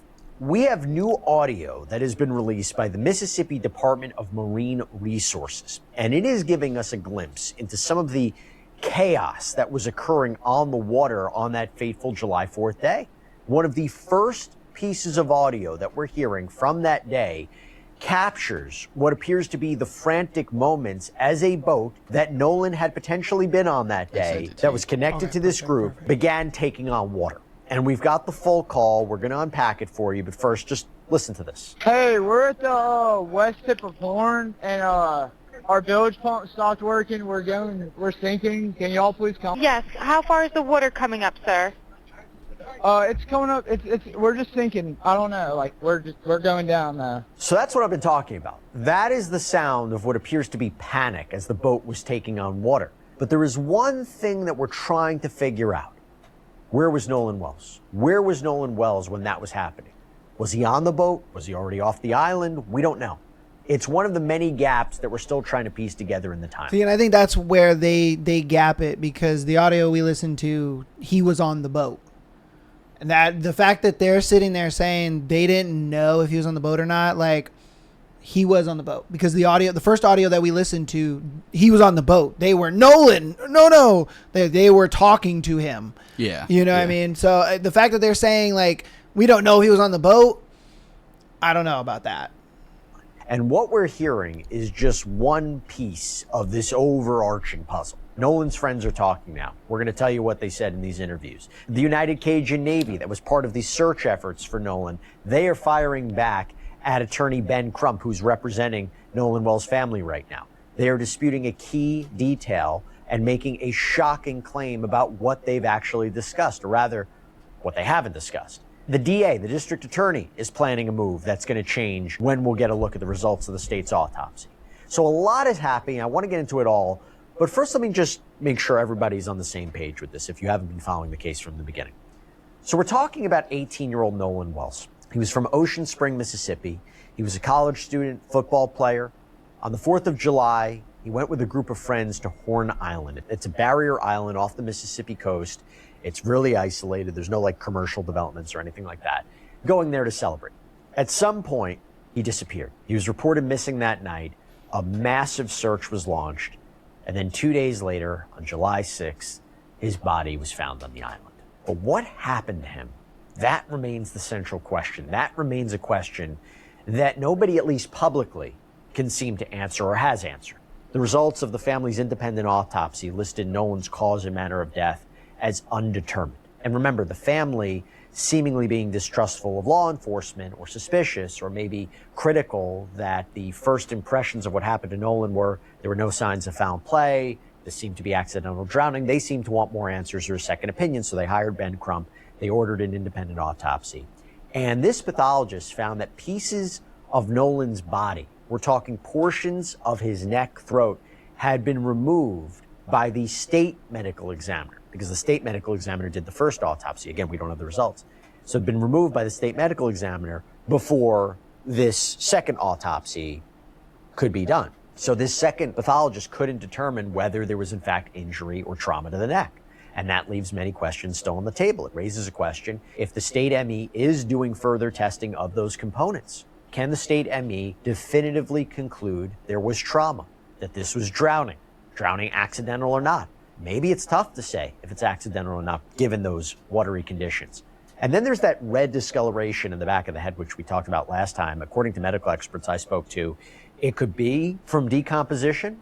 It could be a blunt injury before death, because when I spoke with Dr. Nada Rutherford, she said that the body doesn't bruise like that after death. But let's start unpacking now what we're now learning, what's new. So the Mississippi Department of Resources released a recording of a distress call made on July 4th from a boat near Horn Island, which we believe Nolan was on at some point during that day. We don't know for sure who made this call, but it does offer us a look into what was unfolding out there on the water that day, including the boat sinking, the kids panicking, and again, where is Nolan? Now, before I play this audio, just something to keep in mind. I first saw this from TMZ, Charles Laboutier, basically said that there's a conversation happening online that in this audio, in the background, you can possibly, arguably hear, is he dead? Nolan. Oh my God. Very difficult to make out. I leave it to you. Let me just play this. I don't know if it's going to be part of a conversation, but here you go. Detail assistant, Vicky speaking. How can I help you? And is everybody on board in good health otherwise? Yeah, everybody's How on many? board. All right. Do you need the United States Coast Guard? What? Do you need the United States Coast Guard? No, we do not need that. All right. All right. Do you have your current GPS coordinates? Let me go look. 4672. Okay, my coordinates are 30 degrees by 14.684 north. and then west by 88 degrees by 46.79. All right, how many adults and children on board? No, there's no children. So, is there anybody on board? How many adults, sir? That was the question. Try to jump in and pull the plug while you're going. Hello, sir? Hello. Yep, I just need you to answer these questions so I can get you over to the captain. Okay, How many what's adults going on board? There's 0 adults on board. There's nobody on board the boat? No. Nobody right. here is over the age of 21. Sir, that was not the question. Is there a person? Is there a person, a living individual on the boat? Yes, there's lots of people breathing on the boat. All right, how many people, sir? Like 7. The dispatcher then transfers the call to a captain. Okay. All right. Yeah, I just actually got off the phone with his grandpa, who I'm guessing is the owner of the boat. And he said, okay. I just hung up with him. He said that they don't need any help right now, but if something changes, he'll call me back. So I'm guessing that they may have figured it out, because that's what he said. So they're in a panic and their boat won't crank. And as I said before, we don't exactly know where Nolan was at this point. But according to reporting from WLOX, this distress call was made around 4 p.m. And according to the Jackson County Sheriff's Office and other accounts that we've heard, Nolan was apparently last seen around 3 p.m. So it places this call at just about an hour after someone would have last had eyes on him. But I want to talk about what happened since that press conference, because if you watched our previous episode, you might remember that we talked about this moment, this big detail that attorney Ben Crump shared about how Nolan was found. The United Cajun Navy. That is their audio. That's not ours. So forthcoming. The fact that they told us we haven't heard from in their trash audio. Our local officials that Nolan was found face down, fully clothed. Well, that's significant to us because the last time we saw him on the videos, he was without a shirt. So at what point did he put on a shirt? Somebody saw something. Somebody knows something. There were almost 300, 400 people. Somebody knows something. Major moment, because if it's connected to it, if you remember that piece of video that surfaced just days before the press conference, right? This video, which TMZ obtained and published, was recorded on July 4th at 2:23 p.m., so a little under 40 minutes before Nolan was last seen, appears to show an individual, a man. There's an argument that that could be Nolan wearing blue swim trunks and shirtless. And we remember there was a photo of Nolan Wells that had been circulated from that day wearing those trunks with his friends. So Crump was raising the question of whether anyone saw anything in between when he was without a shirt, like here, if this is him, and allegedly when he claims he was later fully clothed. Here's the problem. The problem is that the United Cajun Navy says they never told Crump he was fully clothed. And they are firing back at his initial claim. They're now coming for him. On July 26th, they wrote on X, "Did Attorney Crump lie about UCN? Yes. He said UCN told us Nolan was fully clothed. Not true. We have never spoken with Crump, and we certainly didn't tell the parents anything like that." Now, here's where it gets a little confusing, because this fully clothed claim doesn't actually originate with Ben Crump. No, the president of the United Cajun Navy, Todd Terrell, was on a July 20th episode of Crime Stories with Nancy Grace and said yes to a question about Nolan being fully clothed. But Terrell seemingly later corrected himself, saying Nolan was clothed, meaning he wasn't naked. He was wearing swim trunks, and that, yes, he should have been clearer. So the Cajun Navy mentioned that in this X post, writing, quote, "Did the UCN president get taken out of context during an interview? Yes. His definition of fully clothed meant not being naked, wearing swim trunks. It doesn't matter what anybody else thought it meant. It only matters what Todd meant because he said it. The bottom line is that Nolan was wearing only swim trunks when found. That's a fact that can't be refuted. This is a manufactured distraction to divert attention from this press conference blunder." So that's the dispute with the United Cajun Navy. But now I want to talk about the key figures in this case who are now speaking out. Nolan's purported friends. They sat down for lengthy interviews with conservative commentator Brandon Tatum on the Officer Tatum Show. What they're saying is adding even more layers to all of this. So, for example, first up, Trayston Shepard, described as one of Nolan's best friends. However, There's been some commentary that Nolan's family has maybe publicly disputed this, but here's what he spoke about with Officer Tatum. So he spoke about the moment that he learned that Nolan's body had been found, saying, quote, "I was putting fuel in our boat at 6. I got told that they were taking out another boat to Chandelier at 7. So I put my boat back on the lift and I went to McDonald's, and then I got the news after I left McDonald's that his body was found." He says he had nothing to do with Nolan's death and that he has been living with guilt ever since, saying, quote, "I beat myself up every night I lay down, beat myself up anytime it crosses my mind, because in my head, if I wasn't drinking, if I didn't get into that altercation," apparently there was an altercation that day, not involving Nolan, but involving him, "maybe I would be able to do something. Maybe I would have told Nolan, hey man, you're not going with that girl, just come back with us. Maybe it just plays out different." So yes, he's talking about this altercation that he says happened on the island, this apparent fight with a stranger that got so intense that he claims his uncle made him get back on the boat and leave. And regarding the girl comment, that's interesting because this is what he says was the last thing he told Nolan that day. Quote, "All right, buddy, I love you. See you later. I'm glad I said it. I had been under the influence a little bit, and that's probably why I did say it at the time. Just, getting all lovey-dovey. But I'm at peace. I said it." Another friend, Warren Hudson, also spoke out, was interviewed, talked about the phone, the keys, the night everything unraveled. According to Hudson, they were in an emergency situation. They needed to leave quickly, which is why they wanted to get Nolan on board. And he said, quote, "Nolan, get the F on the boat. Get on the boat." And Nolan said, "No, I'm staying out here."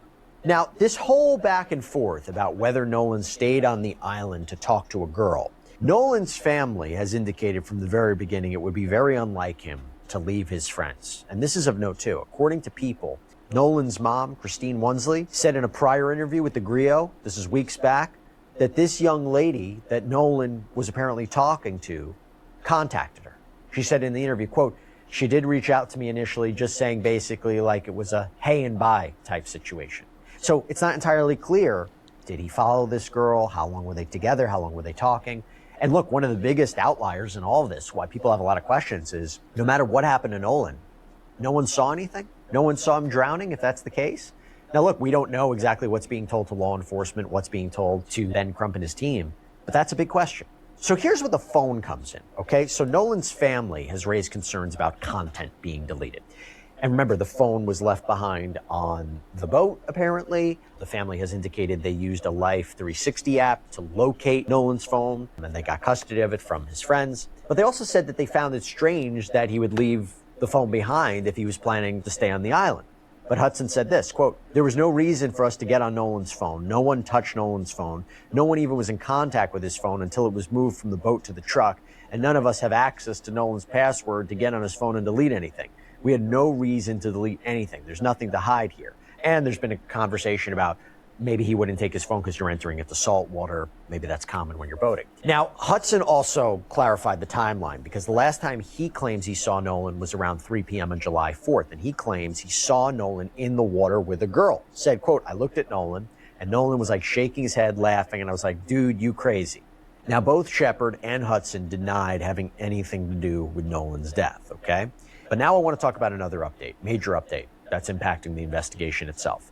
Just last week, the DA, the district attorney, Angel Myers McElrath, made an announcement confirming the state's official autopsy report. It's being weighed. It won't be released to the public until a grand jury reviews it. That's significant. Grand jury being impaneled to determine if criminal charges are warranted. And the DA made this clear when speaking with WLOX, saying, quote, "Every death in the county, except those of natural causes and non-criminal car wrecks, is presented to your grand jury. Many people don't know that we have handled death investigations in this manner my entire career." She also said her office is handling the investigation the same way as all others, telling WLOX, "The pressure for answers does not change what the work requires. Our responsibility to Nolan and our community is to complete this investigation thoroughly and carefully without compromise, supported by the evidence and worthy of the confidence of the people we serve. Our restraint in communicating facts and evidence is not an effort to keep the truth from the public. It is an effort to protect the integrity of this investigation and the grand jury proceeding." And that would make sense because if you have information out there, will it affect other witnesses' accounts, witness testimony? Could they change the narrative at all? Could it affect potential grand jurors being impaneled? You want to keep everything as buttoned up as possible while this is an ongoing investigation.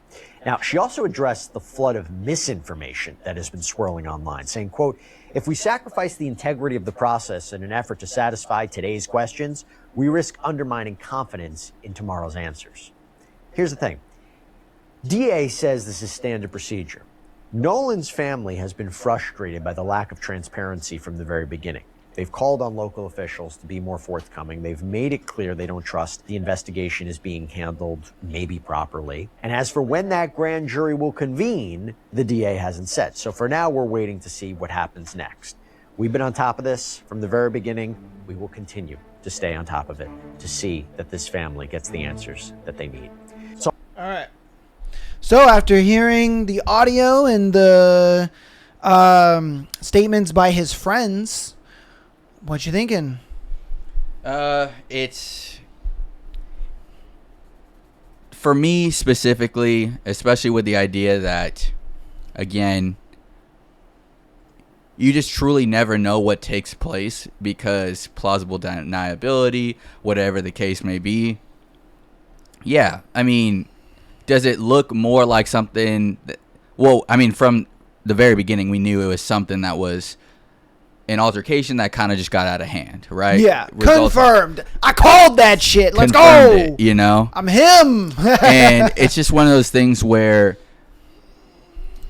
I think it's just going to be chalked up to no one will really know except for the people that were there, right? Okay. And so, again, it's really hard for me to tell. Yeah. Because I wasn't there. And in my mind, I don't want to call these kids liars because you just never know.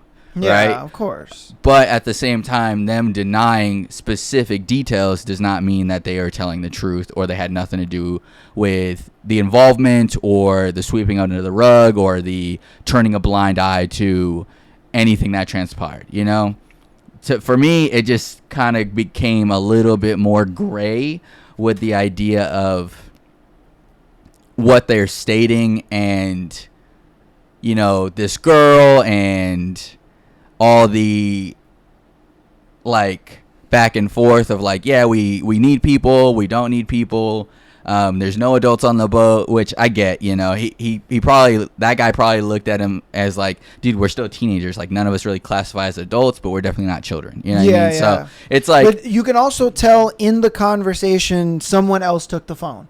The first guy that was on the phone that, you know, was kind of being done, you could tell because you can hear, like, when he asked for the coordinates, or when she asked for their coordinates, and the guy was able to be like, oh, you know, 4672. His voice was a lot higher. He was a lot more frantic. He was a lot more like, yo, get the fuck off this phone. Like, you don't know what you're doing. Yeah. You know what I mean? Like, let me, you can tell somebody else grabbed that phone. Yeah. You know, it was not just the same boy the whole time. I think that first boy, he didn't know shit. I think he was just kind of like, oh, no. Yeah.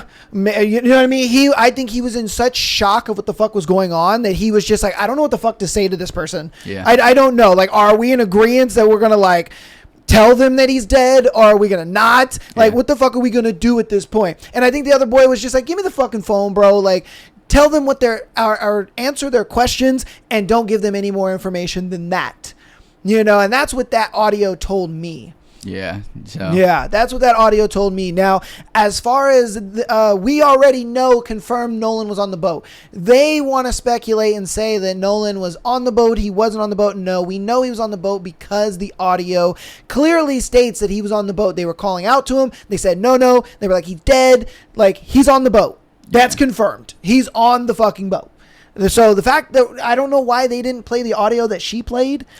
I think because it was kind of speculation, and as well as speculative. Even apparently in the comments of that liberals fucking video, someone else said that an audio engineer got a hold of the audio and amplified the background, not TMZ themselves. So even TMZ didn't play the full audio or try to enhance the audio to hear that background. It was just speculated from that video because they were one of the first people to, I think, release the audio or something. Yeah, like that, because the audio we listened to just now, that was from TMZ. Yeah. So that's where that audio came from. So I'm assuming that when he was on the phone, we heard the background audio of what that phone call was. Yeah. So again, since they didn't hear it and we heard the background, I think that was the reason why. Now she's being disingenuous by not showing both, because she just showed the background instead of showing the foreground as well of, them talking to the lady as well. And that's why I kind of discredit her, but I'm glad that she did show the enhanced audio version, so I give her credit on that. But again, it's just like hearing it in its totality and then hearing his friends. Again, I agree with the Riga. I don't know if they're lying or not, or if they're telling the truth, or if they corroborated a story before they decided to come out and say something. We don't know. I look at it like I'm going to take their statements with a grain of salt. Okay? I'm going to take their statements with a grain of salt, and I'm going to say, you know what? They are telling 10-20% of what happened. Yeah. I don't think they're telling the whole thing. The audio obviously is going to give us another 10, maybe 20% of everything. I called it though. I ain't gonna lie to you. I'm him. I'm gonna bring up the thing that you sent though. Okay. Because it is pertinent to this, want the article itself is I don't think about what happened on the boat, but it has other details in there. So that's good. I want to make sure that this gets shown. Did you want to listen to the audio, or did we just kind of want? I didn't listen to the audio, so I mean that could be good, but they want me to. That paywall bullshit. Yeah, we don't gotta listen to that audio then. Okay, so yeah, this is the part that I read. I think. Of here, the authorities disappeared. What was it? Autopsy. No, I think it was above that. Reported that federal investigators reported that reportedly trace Dunmarsh through an email account linked to his Facebook profile. Authorities allege that he used Facebook Messenger to send multiple threatening messages to Cole, including messages that contain photos of their children. Yeah, that's one message from stuff. Investigators found allegedly read, "There will be a package coming to you guys' office. It's going to blow you away when you see it. Probably best to have the boys there to see it as well. Blood, so much blood everywhere, hard to clean, especially from a boat. But yours will be quick, I promise. I got all your info. Not even the FBI can stop this. And then when you open it, you have maybe 10 seconds or less to ask God for forgiveness." Hudson was one of the friends who contacted Wells's mother, Christine Wansley, late on July 4th to report that Wells was missing. So one of the friends was actually the ones to support. So that is actually false in saying that the friends didn't say anything to the mother. That's false, because this is actually reporting that one of the friends, Hudson, was the one to tell the mother. And I guarantee you it was the boy that said, "No is dead." I guarantee you that was Hudson. I guarantee you it. Michelle Francis Edwards, who lives in Cincinnati, Ohio, was also charged with this weekend phone in. Okay, that's just a bunch of that was something else. But yeah, so I mean, I love this article because it also brings about the fact that, Hudson, I guarantee you, if we're going to connect things together, Hudson was definitely one of the ones where, I guarantee you he was the one that said, "No is dead." Like I predicted earlier, that I guarantee you, was the boy that was the closest with Nolan, as to where the other boys may have been close, but not as close to Nolan. I guarantee you, again, there was one boy that was not as close to Nolan, and I think he was the one that probably instigated this altercation and probably led to the death of him. I don't know, man. I don't want to sit here and say that I'm right about it, but a lot of the evidence that's lining up and coming out is corroborating a lot of the story that I'm saying. Of course, there's still subtle nuances, and there's things that may or may not be in there that could change the story. But from what we read there, Hudson, I believe, was the only one that came forward out of the friends to be like, "Hey, bro, Nolan actually died. Nolan, we didn't leave him on the island. We didn't any of that. Like, he's dead. He's missing. He's gone." Now, it's crazy to me that they said that there was a lot of blood. I would love to know, like, if this was an idea of, you know what I mean, there was a choking out or a neck breaking, there would be no blood. You know, there would be no blood. So where did a lot of this blood come from? I'd love to know that, because that's interesting. I wanted to get your take on the investigator finding traces of a lot of blood being cleaned up. Because remember, the investigator did not find like physical blood. This was more of the blood was there were signs of the blood being cleaned up off of the boat. Then the emails were what confirmed that there was blood on the boat. Yeah, that's, to me, is very interesting, because at the end of the day, again, you just never really know what happens, but at the same time, there's just very clear evidence that this was something that kind of was probably in the back ends of their relationship, right? Their friendship, because again, you talk about people being friends for so long and then they just flip on you, whatever the case may be, and this is, like, I would say, clear evidence that for some reason there was just beef on the boat, and for the life of me, I'll have to figure it out another time. I can't find the other article where I was talking about the ex-girlfriend situation. Yeah. situation, Okay. you know what I mean? And that's why, for me, I was like, that makes a lot more sense with this whole, like, don't leave for a girl or whatever kind of thing that was, like, brought up, where it might have been one of the other friends' ex-girlfriends that he was, like, kind of fucking with. You know what I mean? Okay. So, the girl in question might have been one of the friend's ex-girlfriends. yeah, I mean, possibly. I mean, again, we're speculating. This Yeah. is not, the truth. We're just speculating here on that, because these are the facts. And this is what I like the conversation gearing towards, is we're talking about the facts. We're not talking about what coulda or shoulda or what, transpired. That I like talking about the facts, because when we have the facts, we're able to kind of create a bit of a timeline, piece things together with common sense and stuff like that. So if you do find the article, send it to me. I'll post it on X for you guys. That way you guys can read the audio, or I mean the not audio. You guys can read the thing, the what's it called? Article that we just went over. I will post that on X as well, so that way you guys can read it yourself, and you guys can kind of come up, with the conclusions yourself. Okay, I'm gonna make sure to post all that stuff on X for you guys. Again, follow us on X, man. All right, follow us on X. Follow our X. Again. Follow us on X, all right? We're going to be posting a lot of stuff there. I'm going to be posting full episodes, clips, all that good stuff. So follow us on X, okay? All right, so did you have anything else to say on the Nolan Wells thing before we get into our next topic? We're good, brother. Okay, all right. So you, as being a United States Marine, thank you for your service. You guys owe him a fucking thank you for his service. You old bitch-ass niggas.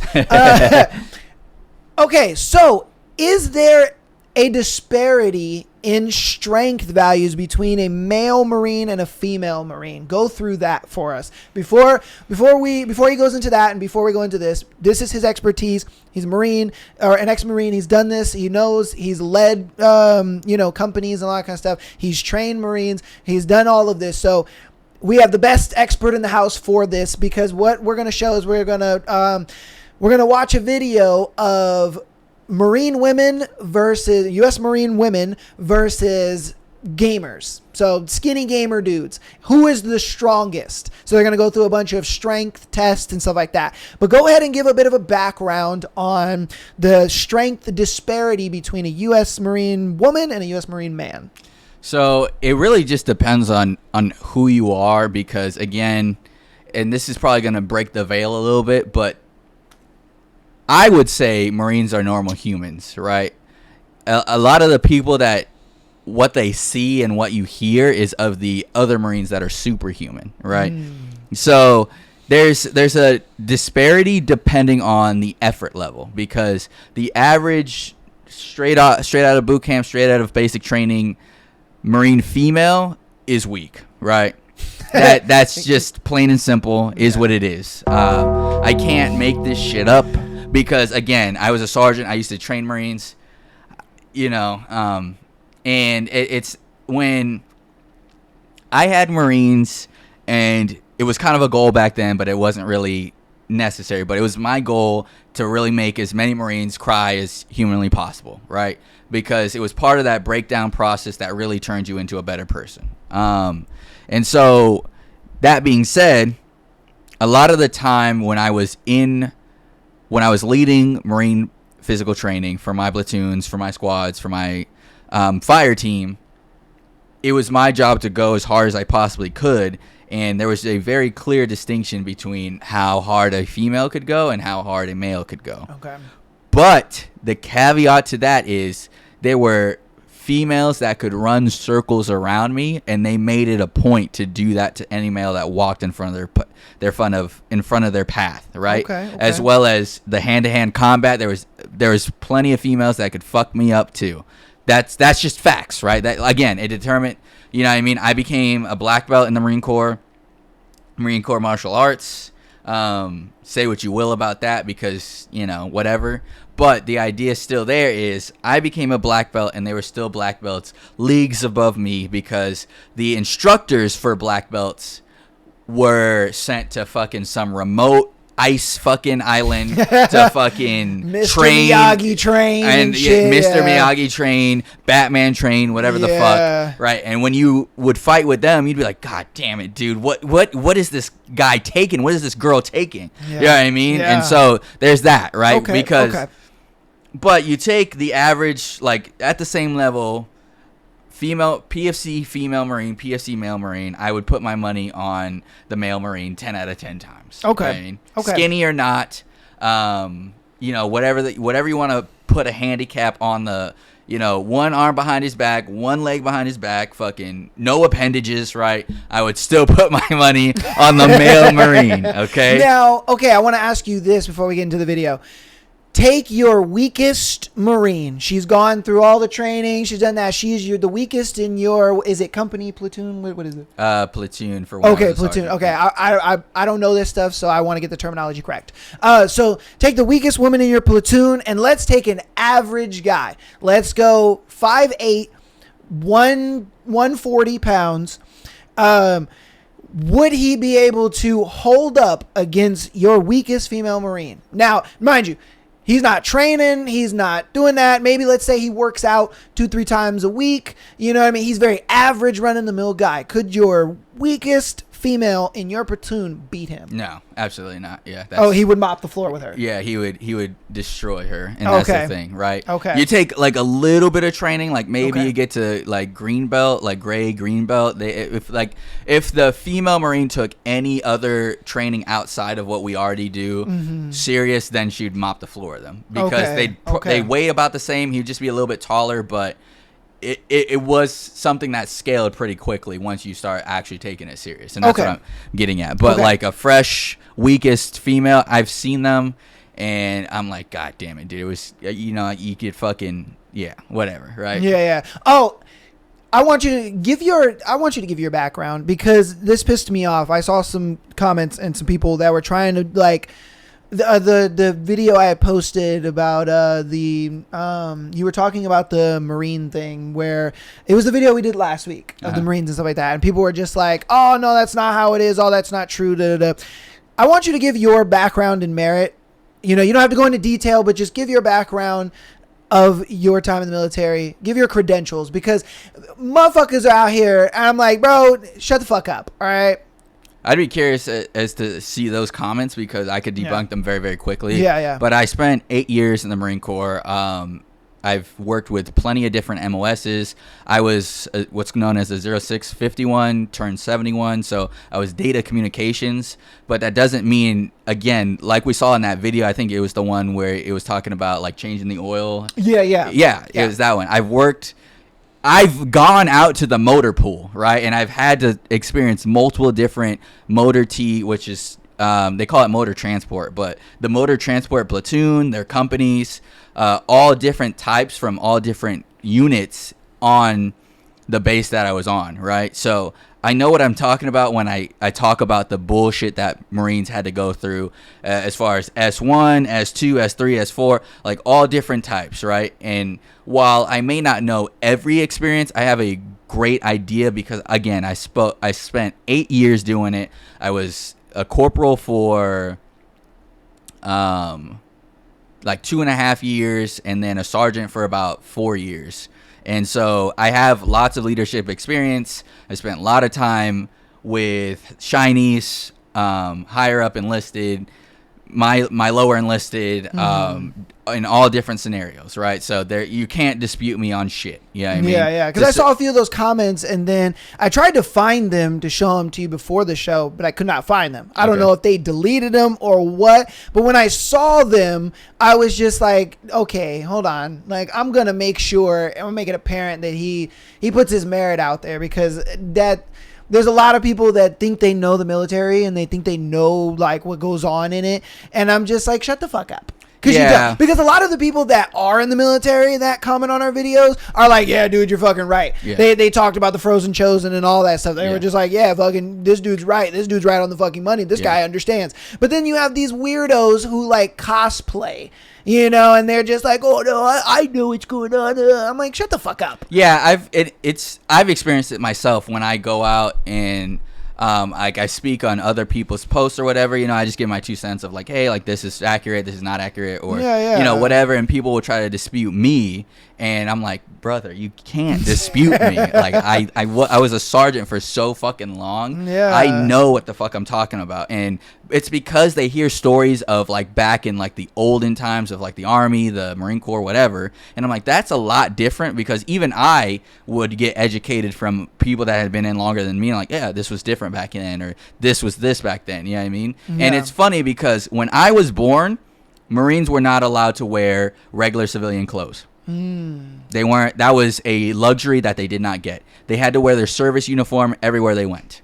And so, of course, someone that hears that story from their parents is gonna be like, no, you weren't allowed to wear that. Why is he wearing civilian clothes? And it's like, well, your information is outdated, you fucking fool. Like, things are different now, and even like to this day, when I first joined the Marine Corps back in 2015, the standards were a lot different than they are now. So it's an ever evolving kind of thing. So when people are talking about like, oh, that's not accurate, whatever, you may have some type of truth behind some of what you're saying, but it may be outdated, or you could just be misinterpreting because you've never actually lived it. So you need to shut the fuck up.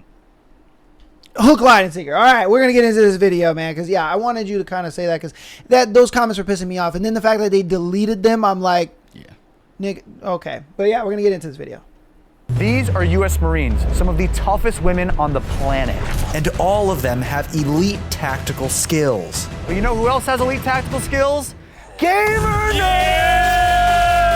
Guy, ooh, no. A little too much. Which is why I'm putting them head-to-head in physical and strategic challenges. All to find out who's stronger. Starting with our first event. Who can dead hang the longest? We've got guys with strong thumbs and girls with strong pointer fingers. Whoever drops first loses it for their team. 3, 2, go, Matt. 1.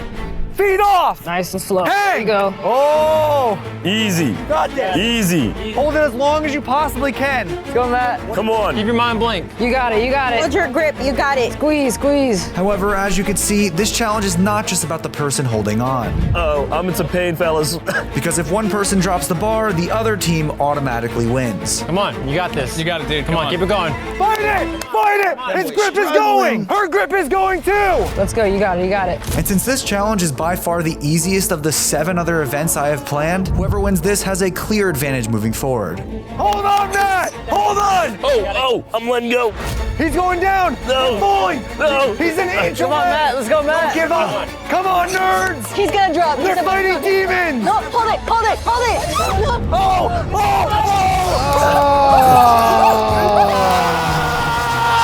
Let's go!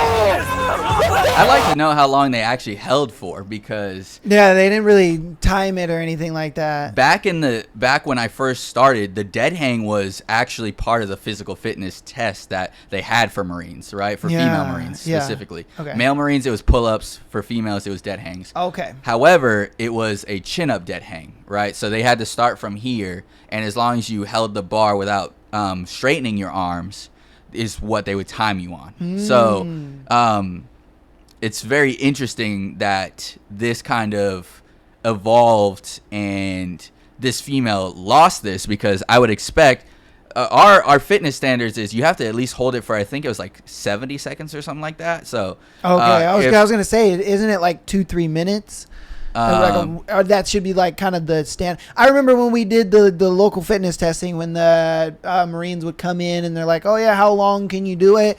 And they were like, here are the standard times. And they were like, can you beat a standard time of Marine and stuff like that? And they did even the pull-ups too, because I think it was something like 15 pull-ups. Can you do more than 15? I could be wrong on that, but well, I mean, recruiters do things differently because they want to. They're trying to send the best recruits. Okay. So that way, they have like a quality of recruit that they have to submit, as well as it reflects great upon them if they find that kind of stuff. So that's inflated. Yeah, they might inflate it so that way you know they find quality people, because you don't scratch me then. Yeah. Scratch what I gotta say.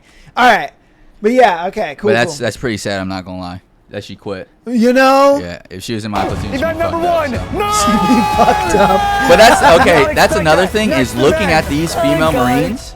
Some of them might actually be considered overweight, right? And you look at them, you're like, that would be considered overweight? Yes. Female Marines, for some reason, had to be skinny as fucking twigs, right? Wow. If you had hips, if you had arms, if you had thighs, they would not only scrutinize you, but you were considered overweight, right? The average, and I don't really remember the scale too much, but like, you know, the average for them is probably 5'3", 5'4", right? Being 140, 100... 140, your BMI 130 is too pounds. high. Yeah, your BMI is considered too high. Yeah, okay. So you would be considered overweight. Because you need to be, if you're 5'4", you need to be at least 135. And that's considered within your BMI. So if you're 140, 145, yeah, you're considered overweight. Yeah, and that's crazy because you don't look it. Yeah, you don't look overweight. Like you look at them, you're like, I'm pretty sure there's a lot of gross fucking gooning comments in the comment section, but at the same time, There's it's like baddies in there, I ain't gonna lie. It's like you would look at them and be like, dude, they're just normal chicks. You know what I mean? Yeah. They're all wearing skivvy shirts, which is like standard Marine fucking shirts. So you look at them and they all got the fucking standard boots as well. So you're like, yeah, they're definitely, for me, I'd be like, yeah, they're normal Marines that are probably pretty affluent in the physical fitness department. But I would still say that a couple of them would probably be out of height and weight standards. Wow. Okay. All right. Do you think because she was out of height and weight standards, that might have led to why she lost? It may not be the full reason, but a factor. Yeah, because definitely the skinnier Marines, right? You would see them really do phenomenal on their physical fitness test. Okay. All right. Let's continue on. But we're tiering it. 1v1, 3v3, and 5v5. And the only rule to keep in mind is that if you leave the circle or your leg touches the ground, you are eliminated. Last team standing in each round wins a point. The women are losing the fuck out of this. Who do we got on team? Yeah, because let's go. Like we had already said, I had asked him, take your weakest, Marine woman and put him up against an average dude. You know what I mean? Yeah. And you were like, oh, the dude all the time. So this is going to be interesting. Yeah! Come on! We got Jaden! Yeah! We got Georgia! Yeah! Let's go. Do you want to take off your glasses? Yeah, I do. You want me to guide you? Okay. You're going to fight this person. Okay. No punching, no kicking, no scratching. 3, 2, 1, fight! Oh! Come on! Oh my God! Hey! Don't hit a woman! Stop hitting her! Don't hit a woman! Woo! Get low! Get out your fashion! Get low! Oh my God! Great job! He just got a W for the team. That's 1. Your team needs 2 points. How you feeling? Very good. Calm, collected. Wait, was that your first cardio session? Ever. Oh my God. First time. Shake hands. Great job. Next up, it was time for the 3v3, and with the girls sending in Jackie, Elise, and Viviani. The gamers decided that Matt, Ramon, and Skylar were going to be a good match for them. Okay, let me get the little guy. You want the little? Oh, the little guy. I'm coming for you. Matt, she just called you little, bro. I used to wrestle. Oh, wait. Yeah, I was gonna say the lower the center of gravity, the better. Like you're fucking up. 1, go! Go! Come on! Get that knee! Go for the knee! Go! Oh God! Goes out!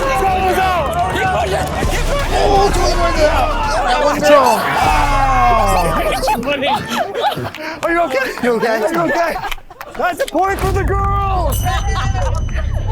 Hey, bro, you guys got woman handled.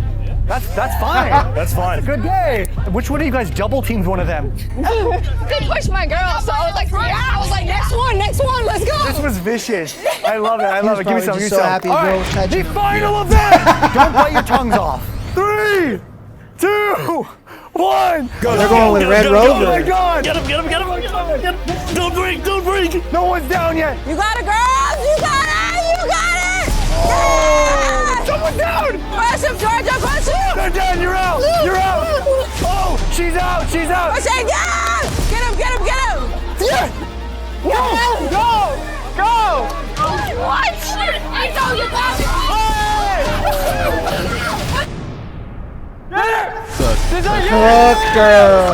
What just happened?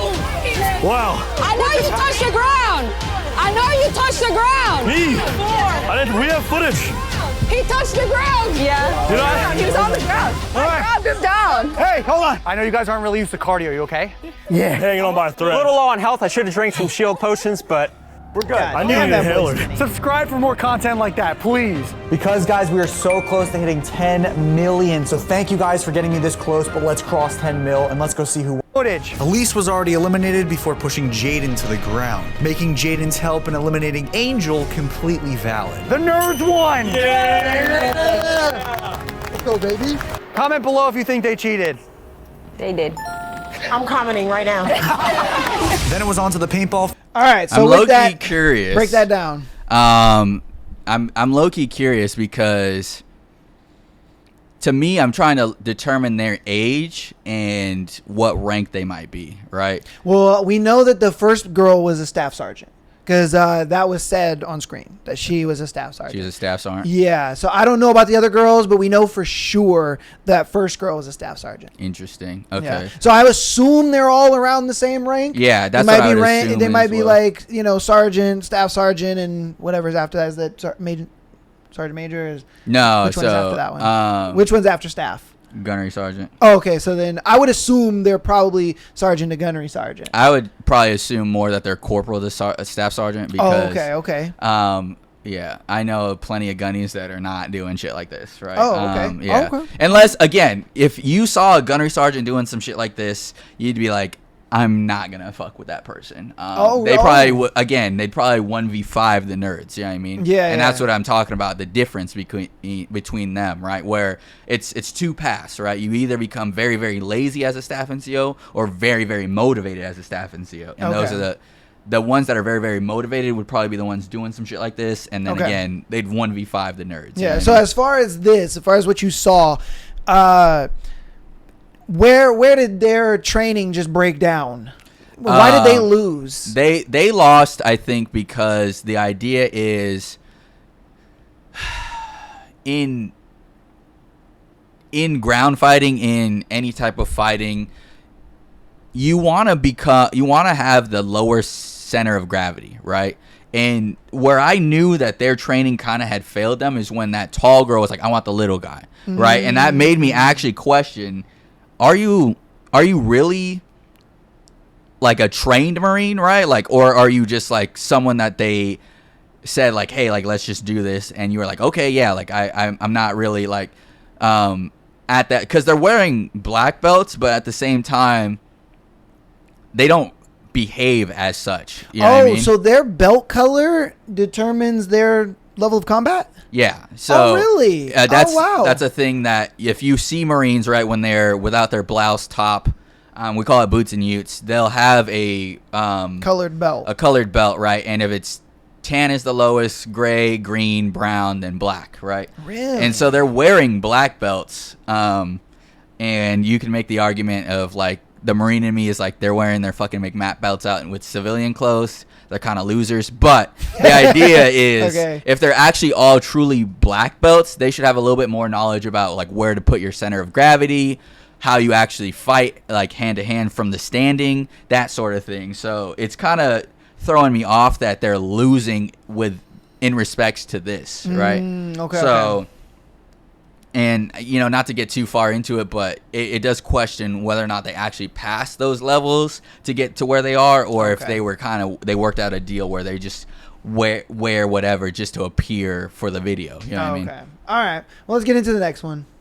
Field for our next two events, where each of them is a relay race designed to give either the gamers or the Marines an advantage, with this first one being geared towards the gamers, as both teams will be required to finish a full bag of Doritos and chug a Mountain Dew. Once both items are consumed, they will have to complete a 40-yard dash to the end of the field. Whoever's the fastest wins. Oh yeah, and during their run, they're going to be fired at by the opposing team. What is the game plan? We're just booking it. You're gonna go? Oh, you're just gonna run? Yeah.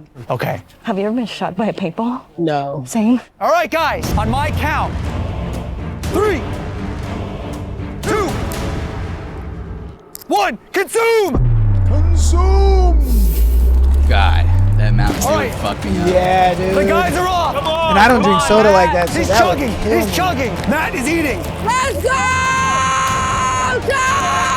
Go, go, go! Come on! Come on, Jackie! Come on, man! Drink the shield potion! Oh, we finished it. Teamwork! Teamwork! Let's got it! Come on! Women are just bad at chugging food in general, go, so Georgia! they're at a Finish disadvantage. They really are, bro. Come on, guys! You got it! But I think the Boys are not shooting used to is eating probably junk where they food, might so make you that. guys should be really good at that. Swallow your food and get your helmet on.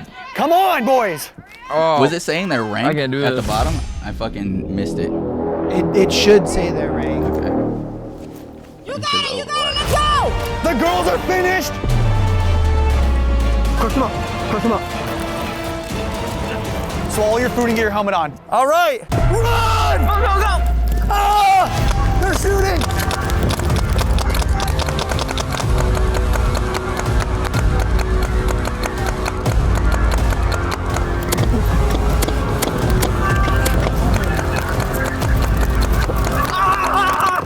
Oh, that doesn't look good! That doesn't look good! Ah! Ah! Sergeant, yeah, okay. Ow! I hit him exactly where I needed to hit him! Bob, why'd you aim for my groin? Ow! Are you okay? Slow him down, You obviously. okay? She knew what the fuck she was doing. Yeah. All right, the guys That's got what we're shot fucking 9 trained times. to Girls, do. let me see you. Moving target, 2, you shoot for the 3. pelvis. Let's go 4. So you guys got 5 extra bullets on the boys. Which is obviously because the Marines have better aim than the gamers. However, the boys did cross the finish line first, which means they won. Yeah, she's trained with real Is what I recoil. thought initially. Yeah, She's that like, was Oh, we need the official Yeah, she's review like, this is too. nothing. Oh, that's the boy! That's the boys! No way! No!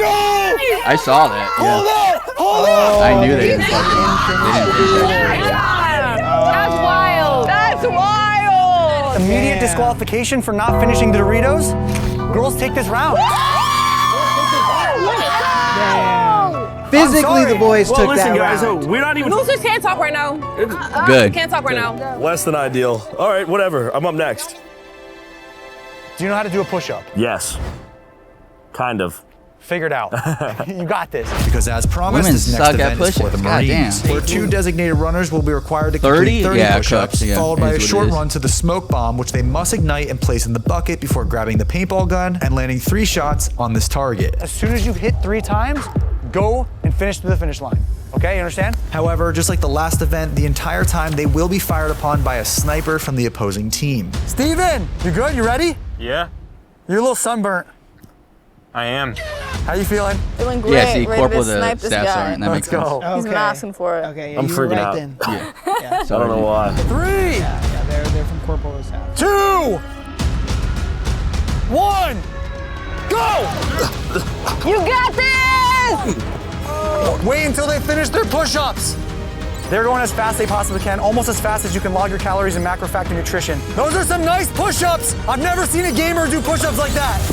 Yeah, he's got great form. Yeah. Her form Literally is ever. terrible. It's got me questioning what kind of gamers these guys are. With features like barcode scanning look and at its her AI put- that photo shit's analyzer, terrible. tracking your I'm macros telling has you, never they're been easier. bad at push-ups. You know what I mean?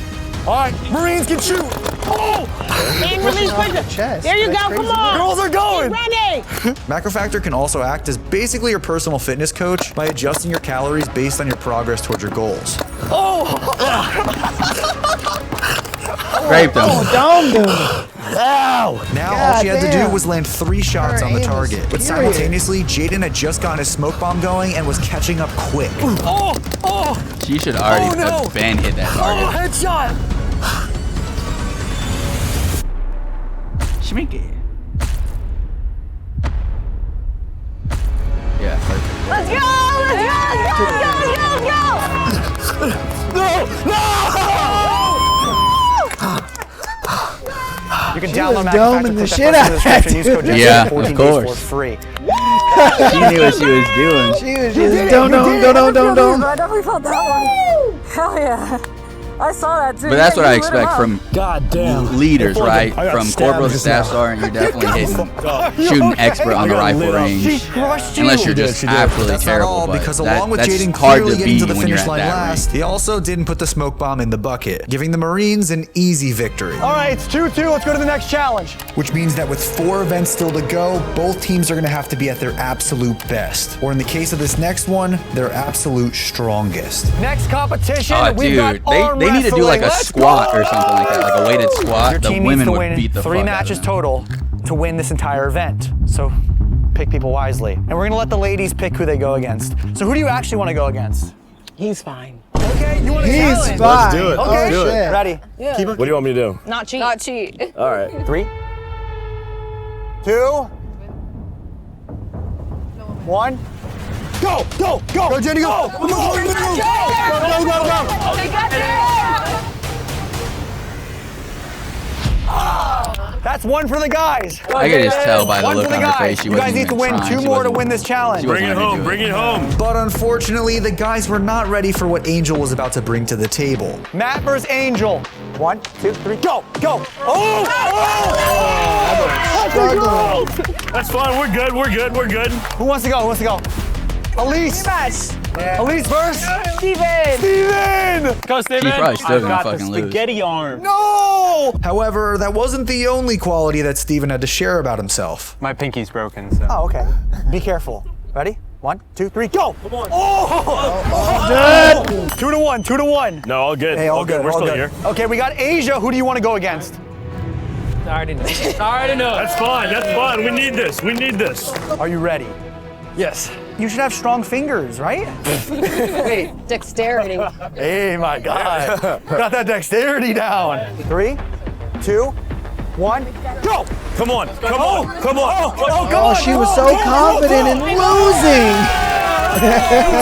2-2. Next match wins. Viviani versus Ramon. Whoever wins this wins it for their team. You got this. No pressure. If you win this, I'll give you 50 V-Bucks. Wow. Oh, look at that excitement. You got excited. Let's go. Ready? Spam X. All right. 3, 2, 1, go! With X. Go! Oh. The comeback? Is it a comeback? No. She couldn't come back, A lot of them are not putting their body That's a weight point for the behind guys. their, Let's go to the next event. Come on. arm. You know what I Let's mean? go. Yeah. They're kind of trying to just do the curl, but yeah. You know. The one thing I'm noticing is in a lot of the physical challenges, they're not really using proper form or body weight to Yeah. kind of adjust their form. But you see, even just gamers, like these are guys Yeah. that I hardly work out. Their form is very. It's not like the best, but Yeah. it's adequate. It's And then adequate they're- enough to carry them, yeah. Exactly, and then they're using their body weight in a lot of the physical push. A lot of the girls, I think they're just going straight off like, oh, my arm can do it. And it's like, because even in the push-ups, you could see she was body rolling her push-ups. Yeah. And I'm like, bro, those are not push-ups, bro. But for some reason, the gamer, he had perfect form. Yeah. You know, so, yeah, you could tell, like, for some reason, their training is lacking them a lot. Yeah, and I think it's mainly because they probably have MOSs that are not infantry, especially when infantry, all they do is train. If you don't know, like the difference between like a regular Marine and like, or another MOS Marine and an infantry Marines, all they do because they have no other job other than training is train, right? Yeah. Every other MOS has an actual job that gets the Marine Corps to run, that gets other operations to run. So they can't spend as much time working on their training outside of work because they have shit that not only during working hours they have to take care of, but outside of work sometimes they have to take care of too. So I'll give that to the female Marines, is they probably are a little out of practice because of their job specifics. You know what I mean? All right, that makes sense. I've been waiting for this one all day. We've got the deadlift. We're going plate for plate. Let's go! All right. I gotta give a huge shout out to my school community, Team Relentless. I love you guys. Sign up, go get BTS, go get workouts every single week, go get help with your nutrition and training. For this competition, Steven and Viviani are going to be going head to head. The first person to fail a deadlift loses. But before we could even get started, Steven had to learn how to deadlift, as he's never done it before. Excellent. And then lift. That was a PR! That was a PR! But to our surprise, Steven turned out to be an absolute he's natural back. when it He's came back. to deadlifts. Is that another PR? Yeah! His back looks broken. Oh, easy. 185 on your first deadlift day. Ready, Steven? Back straight. Ready, Steven? 1, 2, 3, lift. Yeah! He fucking pulled him up. Yeah, baby! Go, Yeah, Steven, because he weighs nothing. Yeah. So it wouldn't be hard to pull him Heck up. yeah. Boom! Yeah. Yeah, easy, light work. There's a slight struggle That's what I'm there. saying. If Yeah. you put Once them we got to against a 225, leg competition, the odds that's of where the Steven weak females will continuing have his a PR real Because advantage. streak easily were these not girls can looking do good. 300, Back straight, 400 back pound straight. Back deadlifts. straight. Easy. Please, back straight. There's no doubt in my mind. He can't do it, dude. One more try, we'll try. Come on, Steven. Don't Go, break Steven. that. Come on. Back is that's not gonna it. blow up, dude. Yeah. If anybody gets this, they win this round. gonna If you blow fail, up. you and Steven both fail. Marines don't fail. You know, she got it. Yeah, she has. She has it. You can tell by her forearm. You can tell everything. Her deadlift You is gotta get immaculate. this. No. Lift it. Lift it. Easy day. Easy day. Go. Because she can easily do 300. I guarantee you. Yeah. Her PR is probably like 450. Yeah. Winner of deadlifts by obvious visual representation. The women! Yeah, she thick, bro. We're doing something we've never done on this channel before. We are doing gaming. We're playing Nuketown. Do you guys even know what Nuketown is? No, we do not. Nuketown 24/7. Well, you see, again, that's another thing. Male Marines would absolutely fuck them For up this on challenge, this. Willis and Skylar are The going average to female 1v1 Marine doesn't game in Call of general. Duty. First to 10 eliminations wins. 3, 2, 1, go! However, before they could actually get to some fighting, Skylar decided that his settings were not up to his standard. Let's take a truce real quick. He's changing the settings. Yeah, that's how you know the gamer is going to win. Over. Yeah, that's a real Wait, you gamer. want to go on It's a real default? gamer. Why? Slam. Where? Yeah, it's over. Yeah, she's Have not you ever winning played this, before? bro. Where are you throwing your grenades? I don't know. Even though Willis is at a disadvantage, Call of Duty 1v1s can change momentum at any second. Not with this. And even though Skylar took an early lead, 4-1. it was at this moment when Willis's Marine instincts started to heat up. He's gonna be right behind you. He's gonna get it. Run! He's behind you. What the fuck was that? The gamer is 4-2. trash. Comeback season. How realistic I think he's is this just to real life? overconfident. Too realistic. Oh, God. Flashback. I'm sorry. Lucky for Willis, her chances of winning were about to get more realistic. Lagging. Bad lag. Okay, in fact, she mounted. Skylar lagging has now evened the playing field. This is anyone's game. He's in the room. He's Oh, he's up there. They're Yes, screen watching. yes. One more. He's lagging. He's hurt. Behind you. Right there. Yes! He's right there. He's by the red bus. He's right there. Good calls. Calls, but he's lagging so hard, bro. They did that on purpose, bro. Yeah, they're like, let me just But since Yeah, Skylar fuck was with gaming his nerves, Meridian. he was quickly Yeah. adapting to it. They knew that he was gonna mop the floor with her. In fact, it wasn't phasing him at all. Yeah, she's set. Oh, one more. But the same can also be said for Willis, who was quickly adapting to Skylar's unpredictable movements. Oh, gosh. He's in the green room on the floor. Oh, no. Oh, no, he's lagging. Where's he going? She's on top.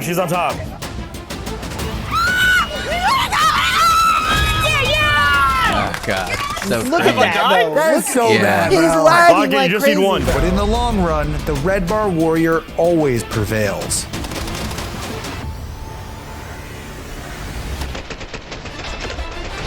Killed her easy. Yeah, they caused him to lag on purpose. There's no way that wasn't on purpose. Yeah. Gamer nerd. They knew it was going to be a Can they use their 10-0. tactical gaming skills in real life? We're gonna go play capture the flag with paintball. Let's get it. Worth 3 points, so you can win still. Yeah, You still we're win. gonna win. And the rules are simple. Placed in the middle of this map is a I'll be red curious if they flag. use an Each actual team will attempt to formation capture and to move through this. transport it to the enemy team's home shield. However, if neither team does it before the timer runs out, whatever team gets it the closest to the enemy team's base wins. This is Nuketown IRL, okay? Oh my god. If you win this, you win. This is our game, boys. Because one of us run right and shoot left, one of us run left and shoot right, and like kind of be defensive, and then the other two go forward and push and get the flag. Touch tips. I don't know why the corporal's opening her mouth. Right? Like, bro, Staff Sergeant, say something. Welcome What to are you Jesse's doing? Lobby. May the better team Tell us, win. Winner letting this takes corporate all. take lead. 3, 2, 1, attack! Go! Let's go, boys. The match began with everyone making their way towards the center. Damn, she looks like a young Staff Sergeant. Go, go. Cover! Get some cover! And almost instantly, the Marines closed in on the flag's location, forcing the gamers to be offensive.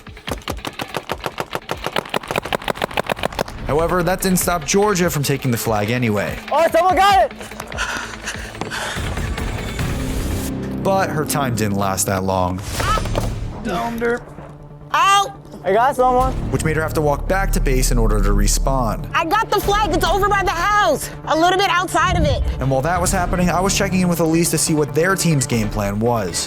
How you doing? Doing great. You're doing well? Killing it, yeah.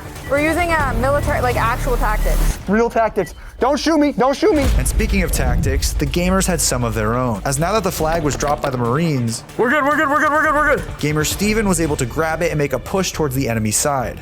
Oh, man. Guys, Steven is really impressing me today. This is actually insane. However, just like the last flag carrier, his time was short-lived. Looks like I have a UAV. Got you. I'm out. Got him. He's out. Flag left. Flag left. But luckily, Jaden was nearby to try to finish what Steven started. Who's got it? Who's got it? Hey, Jaden. It's right here. Oh, mother. Go, Joe. You got this. Although, Jaden might have not have been the best person to get the flag.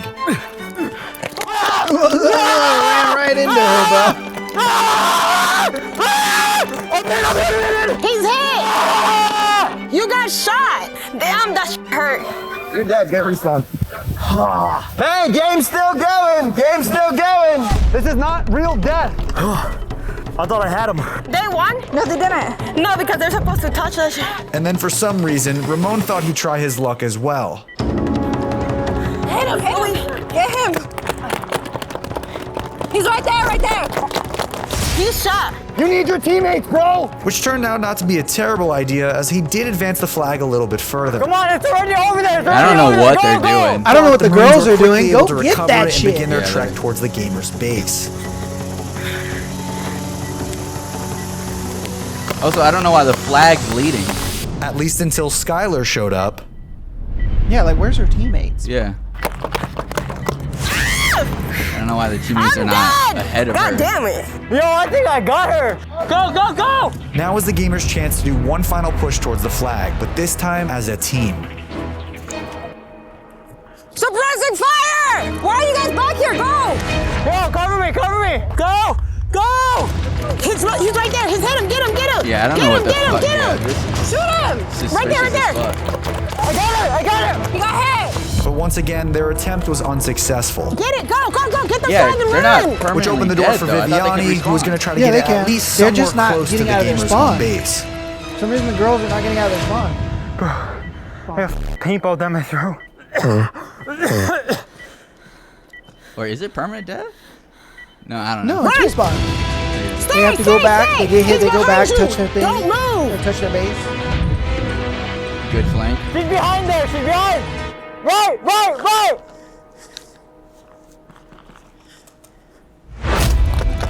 Got him. You're clear. You're clear. She took him out.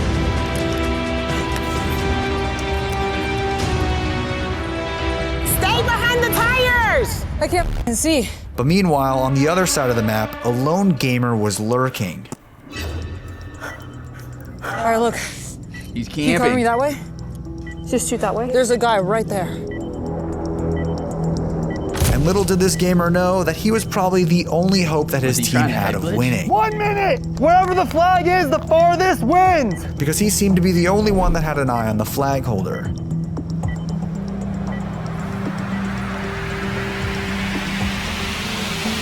Oh, Why did you go towards? She probably didn't know he was there.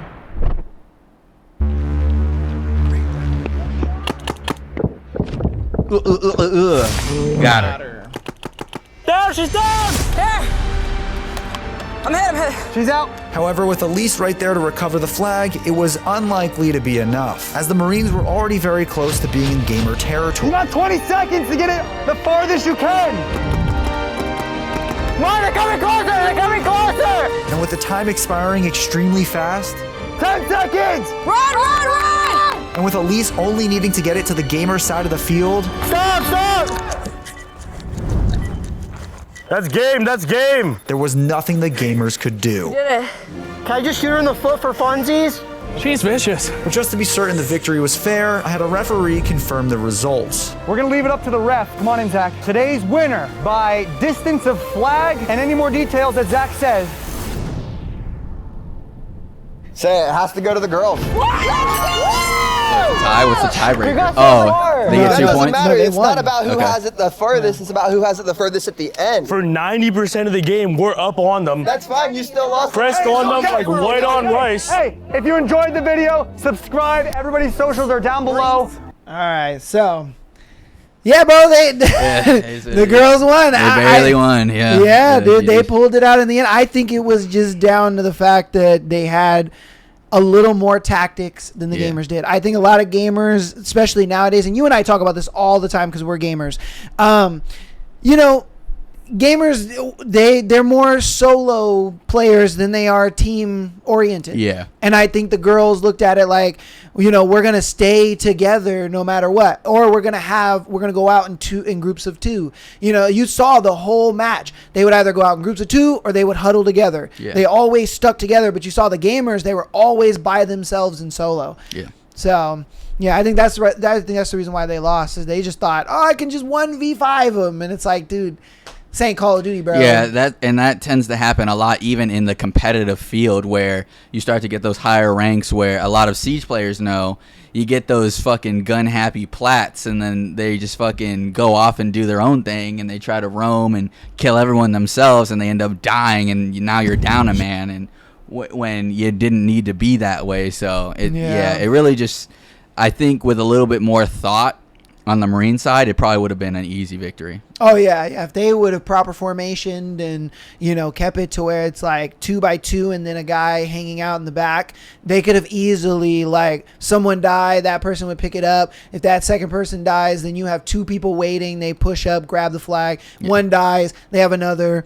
Then if that person dies, they still have the straggling person in the back. By the time it gets to the back person, the first 2 have already respawned and come back. Like, they could have easily kept formation and move that flag to the end. And the thing is, all you need is 1 kill up on the enemy team, and then you can just trade for the rest of the game and still have that one last person be the victor. You know what I mean? Because and that's why I say you could have 2 by 2 by 1, because you could have kept trading, and that last one person would always be the one to advance the flag the furthest. Yeah. You know, because by the time they die, guess what? You have 2 people already there. Go ahead and trade those 2 people. By the time those 2 people are traded, the next 2 people are in. You trade those 2 people. That last person is able to grab the flag, make the most distance, and again, the last 2 people already back. So it's like, dude, it would feel like infinite spawning at that point for the gamers, and they would just get pushed back and back and back. But this video, I wanted to get your take on this video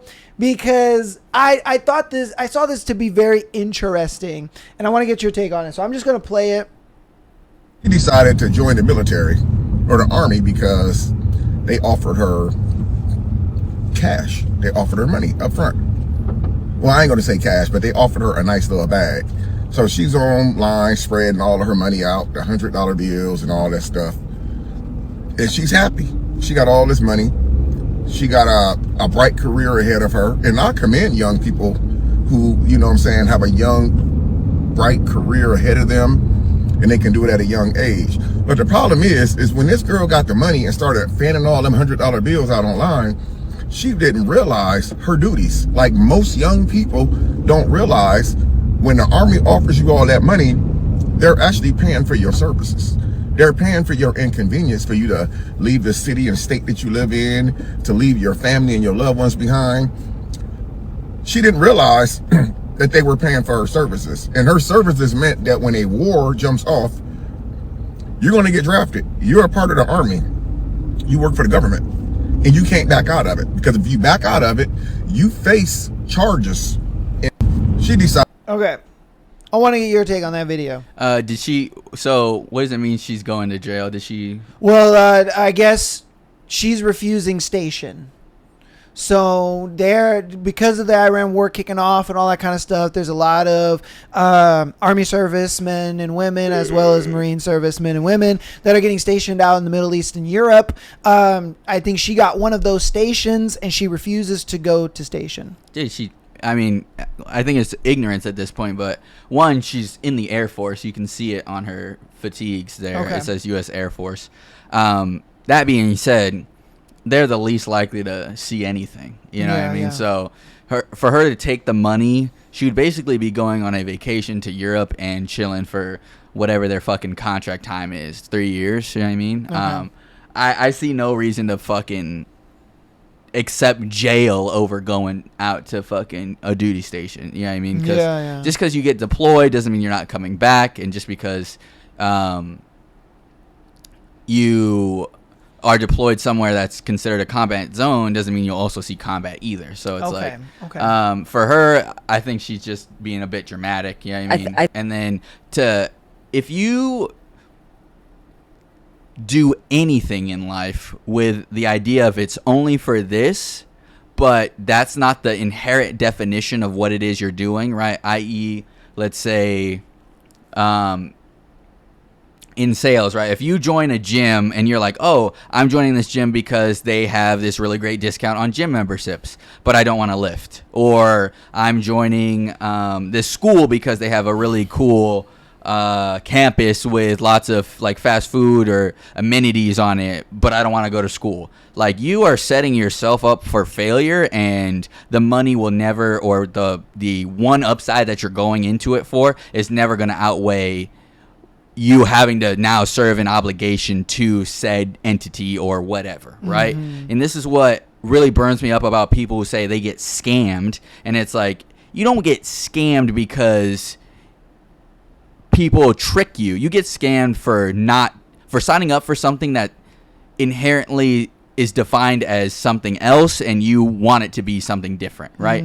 I.e., if I signed up for, again, like, if I signed up for the gym and I would go there 5 minutes a day and walk on the treadmill and I wasn't able to lift 500 pounds, I'd be like, the gym's a scam. Well, going to the gym does not make you strong. You have to put in the work, right? Or, you know, whatever you want to like put it as, right? You're not getting scammed, again, because the definition of said thing is not what you wanted it to be, right? And that's another thing where, of course, people market things particularly to each individual customer into terms that they can understand. So if you get told something and believe it to be something else, well, I would still say arguably it's 40% your fault, because you didn't really sign up for the reason that you should have signed up for it, right? And that's the same thing here, where it's like, oh, the recruiter probably was like, yeah, you'll get this great bonus and you'll be able to fucking,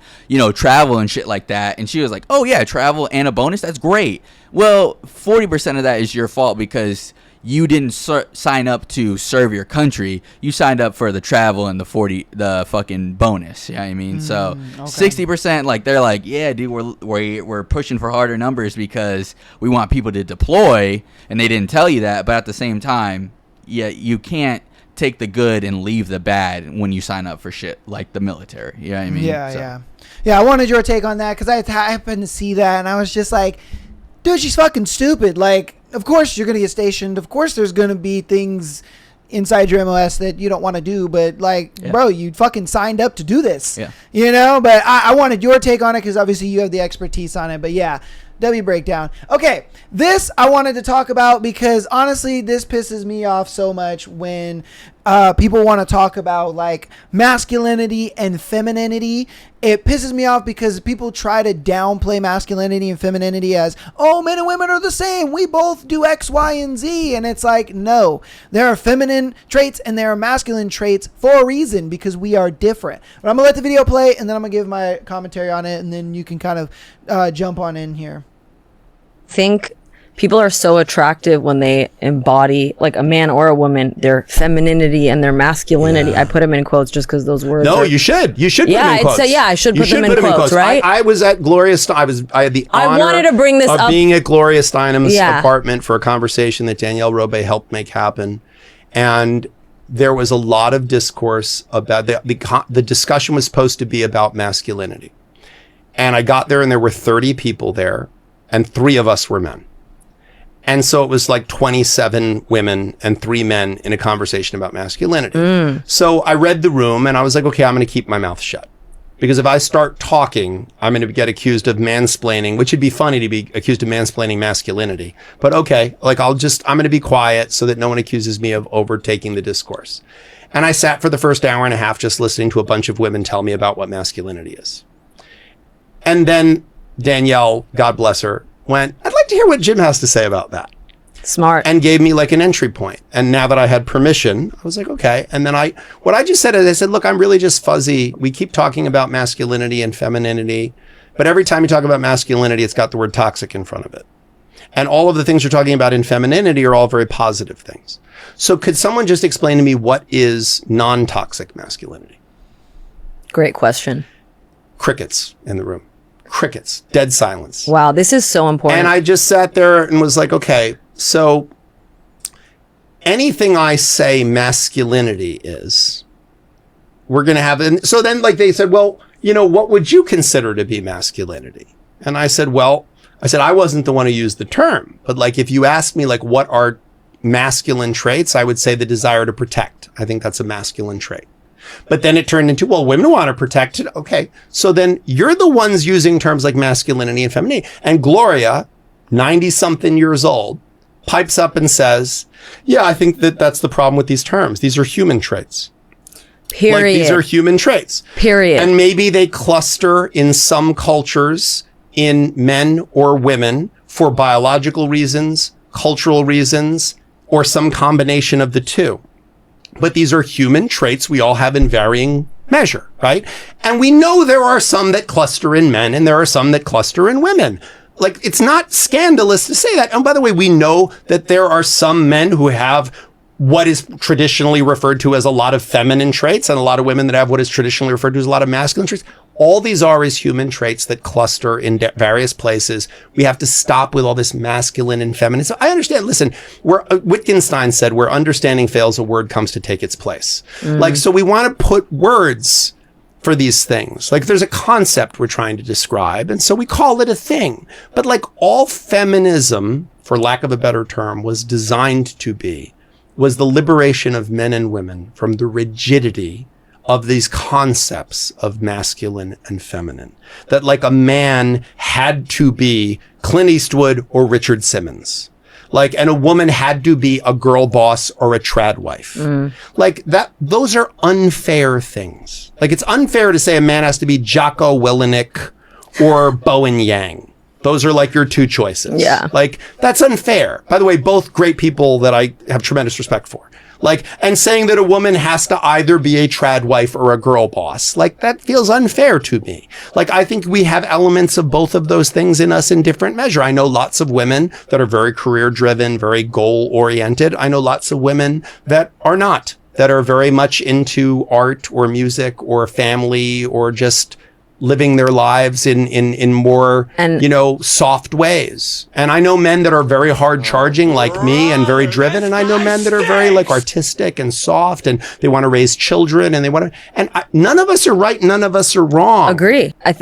No, you're extremely wrong. Oh, God. Dude, men and women are not the same.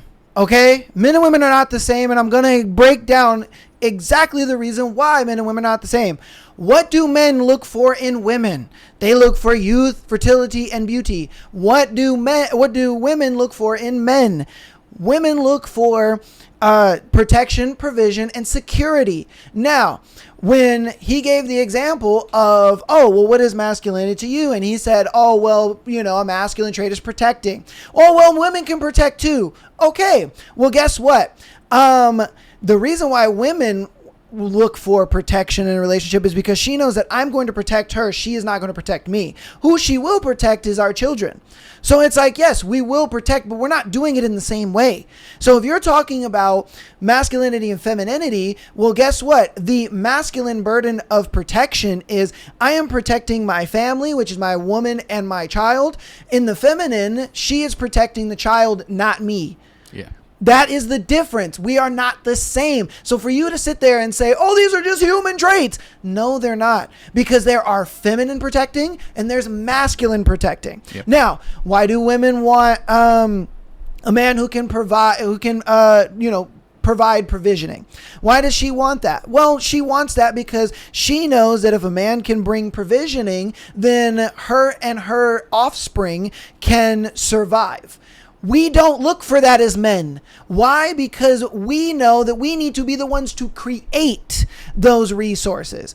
We don't look for a woman to create the resources because we know that it's our masculine job to create the resources. Women are just looking for the resources. We're not the same in that. That's what I mean. And so again, it's like to sit there and just be like, oh, they're just human traits. No, they're not. No, they're not. We have masculine traits and we have feminine traits. I've always said it because somebody had asked me, they were like, oh, what would fix the dating scene? And I was just like, easy. Men need to go back to being men and women need to go back to being women. This whole idea of being a girl boss, this whole idea of being a strong independent woman, that shit needs to go. And then the whole idea of a guy being like, oh yeah, no, I care about a girl's money and I want her to have her shit together and all bitches are broke and stuff like that. No, dude, you're a bitch. You're a fucking bitch. We talked about this last week where we talked about, we're the type of guys that work 60 to 80 hours a week. There are so many guys that don't do that. And I would argue a masculine trait is a man who is willing to do that, to put in the extra hours to create more resources, which creates what? That creates provision. And what does that provision create? Security. Who's looking for that in a relationship? Women are. Women aren't doing that. Women aren't making money and doing all this stuff to find a man. They're not doing that. They're doing it for themselves. Who are they independent of? They're independent of men. Women don't go out and get careers and make a bunch of money because they look at it like, oh yeah, I want to take care of a guy in my family. No, they do it because they say, I want to be independent of a man.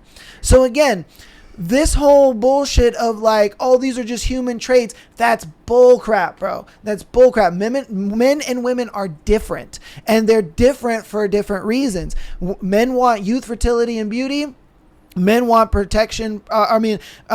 Men want youth, fertility, and beauty. Women want protection, provision, and security. And that will never change. That will never change. Now, obviously, in those three core pillars, there's, subsequent things that result behind that. Obviously, a man, he wants a woman with youth because he wants to be the one to teach her and show her the world. Guys say that all the time. They want to find a woman where, I'm the first to take you to said fancy restaurant. I'm the first to take you on a trip. I'm the first to take you on a cruise. I'm the first to teach you these things. That's why we want youth into a woman. We want fertility because most men want children. Most men want to see their legacy grow up and carry on their legacy. They want to see their last name get carried on. We want beauty because when you think of the term beauty, the first thing that comes to your mind is a woman. It's not flowers. It's not sunsets. It's not, art and all that kind of stuff. No, it's a woman. When you sit there and you have a conversation with somebody and you're like, man, yeah, I love the beauty of the world. What is the first thing that comes to your mind? A woman. Now, second and third is flowers and sunsets and all that kind of stuff. But when the first thing that you think of when you think of beauty is women. And that is just what men are just innately looking for. And then when you have it on the other side, you have protection, provision, and providing. Why does a woman want protection? Well, she wants a taller guy. She wants a guy that's in shape. She wants a guy that, can stand up for himself, because if he can stand up for himself, he can stand up for her as well. He's willing to put himself in dangerous situations, and he's like, I'm gonna take a bullet. He's the type of guy where, if a big buff black guy touches her ass, he's gonna just be like, fuck, I'm gonna get my ass beat. But it's my masculine duty to stand up for my woman and say, hey man, hey, don't touch my woman. What the fuck you say? You heard me. You fucking, you know what I mean? So it's like we take on that masculine burden of protection, and our woman wants to see that in us. Why do they want provision? Because like I said before, they want to know that this man can be able to create resources for me and my child. Why do they want security? Well, security goes back to they want to make sure that this man has a level of loyalty that I can lean on. The reason why I have security in Michael is because I know that he's not going to stab me in the back, that he's not going to lie about me, that he's not going to do something that will jeopardize me as a person. And that's why I have security in him. His wife has security in him because he sees that he works 60, 80 hours a week, that he's always there to help with the kids, that he's always doing these things. Women want to see these traits in a man. See how vastly different men and women are when it comes to relationships? So no, this is not human traits. This is men and women are different, and that's why masculinity and femininity exist. I rest my case. Yeah, I mean, hit it pretty much nail on the head right there. The only thing I would add to that is I think the problem is just women are too bored in today's society, so they need a little bit of chaos to prove which men are actually going to stand their ground and stay in that masculine, right? Okay. The idea there is women will cling on to a man for one of their needs to be met, right?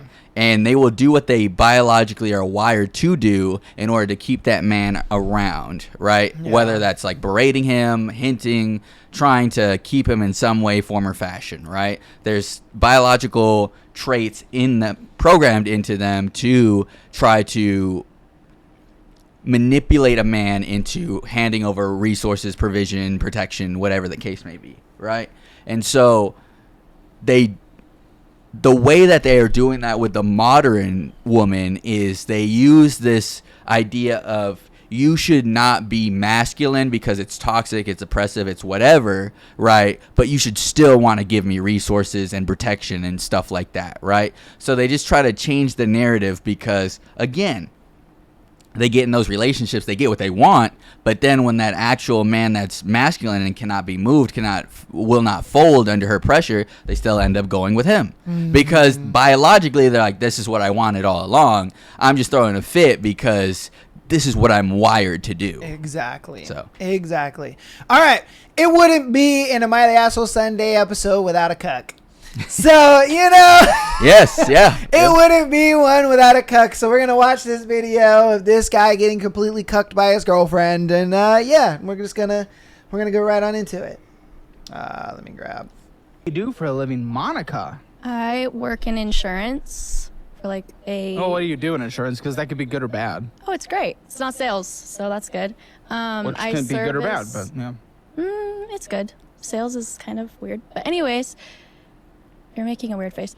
Anyways. I don't know why sales is weird, but yeah, no. What do you make? What do you make? What do I make? $61K. Good. Dude, at 21, what are we doing? It's pretty balling. balling. This is incredible. Yeah, that's awesome. Thanks. Well done. Do you have a degree? I graduated with my associate's degree out of high school, but then... There you go, guys. Look what you can do. 61. That's incredible. What's hitting your account on a monthly basis? Your net pay. I make like $5K. $17.40 per paycheck, and it's 2 paychecks. Yeah, sure. So, listen. That's about like we have this positive thing out of the gate. It's telling you make an insane amount of money. The reality is you're on financial audit and the stack in front of me is stupid big.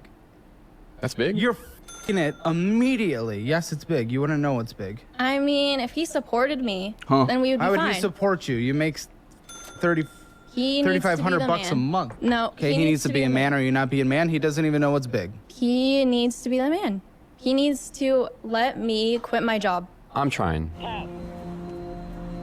Where'd you go, Paul? Oh, okay. So you want to quit your job? Oh, of course. I want to be a stay-at-home You're mom. making good money. Oh, do you guys have kids? No. Oh. But whenever we do have kids, I need to be a When are you stay-at-home guys mom. having kids? Probably Also, you couldn't next even year. dry your hair for financial audit? It has Aren't oil you in showing it. up for like an event that almost You no one that rushed me. applies gets to experience? It's I rushed you. really f***ing early. We had the. It's really f***ing early. Actually, it's No, 11 a.m. No, you guys require We me film to be at here the earlier. same time every day. She's I am insufferable. no good before Excellent. 11 a.m. I also get headaches from. And what is he doing really with the boyfriend doing? Okay, He's so just- she's a. What do you do for a living to Thank you. support your? I He work doesn't for support me. To working try to towards it. support Working your bitch. towards it. I'm trying. Right now, Just because she got big tits doesn't mean she's worth it, buddy. Just gonna tell you. Facts. I think I'm pretty worth it. I'm making 61 at 21. I hate you 2.5 minutes in. I really didn't think I would because you smell pleasant. So I was like, ooh, usually people smell like shit when they come in here, but you smell nice. So I kind of can't liked smell you. this is what I got to deal with every day. Rip? Yeah. Get Are you another gonna one. say I don't your know. You got a job? jawline. Thanks. It's kind Are of. you You're gonna say 23. your You can job? choose He my asked job? you about your job. Well, okay. So I work for a tech wrong with this company. woman? I make $59,000 a year. Basically, do like tech support, You make customer less service. than her. Aren't you supposed to be the man? Oh man. Yes. He makes Trying. 2K less. The man.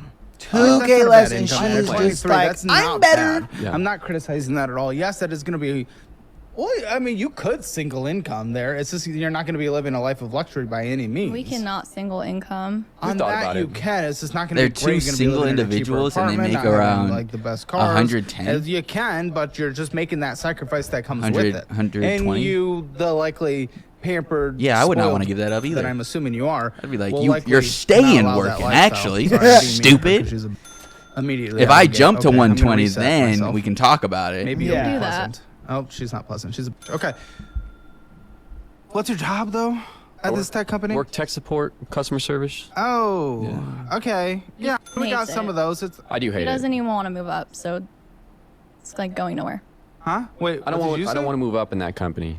I want to Out find of something. customer service. No offense to customer service. I employ It's some. That's not useless. bad. Yeah. Well, it's not useless. It's useless. People need customer service, or else I wouldn't be paying a lot of money There's to like- employ them. There is a path, but it takes a lot of ass kissing, and I don't really want to do that. What do you want to do? I mean, you I'm got to just picking up understand. from your attitude and what he's doing with his income, and you want him to support you. You don't. He's trying to go into plumbing. You don't respect him, do you? He's trying to No, go into she doesn't. plumbing. 'cause That's he's why a she woman weaved it. in was She plumbing. doesn't. Plumbing could be good, but you don't respect him, do you? Do you? I do. Doesn't No. but Okay, Look at her not face. I mean, just with her Perfect. attitude, and he makes Perfect. less than you. It just feels like, how the would she? I mean. Okay, does he want to get the trade job, or is she making you go get the trade job? It was my idea. Now I feel like there's some better avenues, but she really was excited, and so kind and of I feel want him pushed to go into to it. the military reserves. What? Oh, why? Reserves, I guess. So I can Why? cheat on him. Because Why? he Well, that- needs the government clearance. Cheat on him for in a boot tech camp. job because Yeah. he has a 2-year degree. That was another part of my He plan. doesn't need. I feel like Oh, I it need helps. it. Yeah. Sure, it might help, but he doesn't need. I You think feel like everyone? he totally needs it. You think everyone that works in tech has government clearance? No, but So it he helps doesn't you get need- a better. No, I don't know Yeah, shit. it might I be need to shut the good, fuck but up. signing up for reserves. What if he gets pulled up? We are in a little bit of a war. Yeah. So, dude, Damn. this is the reason why you need to be able to tell your girl shut the fuck up. You need to be able to tell your girl shut the fuck up, bro, or else they're gonna act like this. I'm sorry, bro. That dude is a cuck like a motherfucker. Why? Because for one, this girl doesn't respect him at all. Does not respect him at all. The way she is talking about him and the way she's talking to him is crazy. Yes. She's just like, yeah, he's fucking useless. I want him to do this. Why do you want him to do this? Oh, I don't know. I don't know. And he's like, oh, yeah, well, you know, it's my idea. No, it wasn't, bro. Yeah. That was not your fucking idea at all. Like, get the fuck out of here, bro. You are cucking yourself like crazy for this girl. And I guarantee you it's a situation where he looks at it like, oh, well, you know, she still loves me. She says she likes me. You know what I mean? Like, bro, the fact that she was weaving that respect question is crazy. That already should have told you that she don't really fuck with you like that. And the reason why she wants to go to the military is so that way you're gone and she can go fuck somebody else. Like, bro, if you can't see that clear as day, I don't know what to tell you.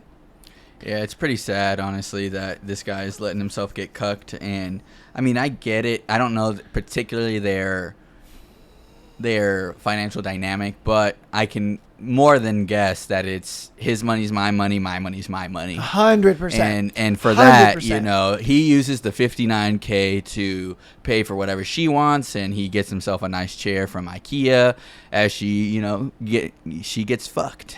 Yeah, because I guarantee you, I guarantee you, she's probably done something like that. Talked to another guy, you know, has a relationship with another guy. I guarantee she has guy friends, all that kind of stuff. Yeah, because he doesn't speak up. Yeah, he doesn't speak up. She goes back and forth with another dude, right? Yeah, dude. The fact that like you're on a show that gets millions of views, mind you, and you're acting like a bitch like that. Yeah, it's pretty sad. Bro, come on, man. That tells you she wears the pants in the relationship. She doesn't respect him, and he's just a cuck, bro. Yeah. He's one of those guys that he got her by the skin of his teeth, and so he looks at it like, oh, but bro, like I don't want to like, you know, leave her because of X, Y, and Z. And it's like, dude, we get it, man. He needs to leave immediately. Yeah, and it's one of those things where, bro, if your girl is ever telling you what to do as job career advice, you've lost. Yes. Okay, you fucking lost. Yes. You should never have your girl telling you what you should do as far as career advice ever. Your girl should never be like, "Oh, you should do this. You should get into this." No, bro.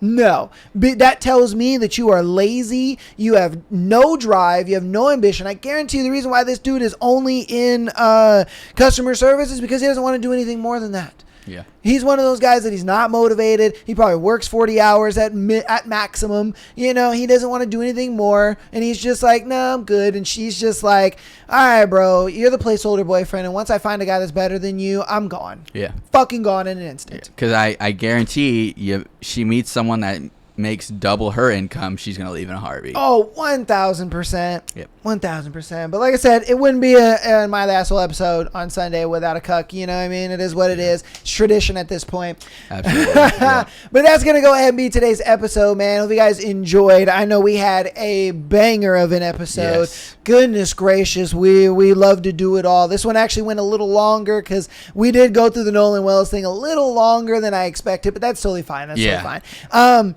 But we appreciate you guys for coming out, hanging out, all that good stuff. Again, go ahead and shit, hold on. All right, again, go ahead and follow the Twitter, man. Follow us on X. Links are down in the description. Follow us on there. You can find our links anywhere our link tree is. It's all there. Check us out on X, on our Facebook.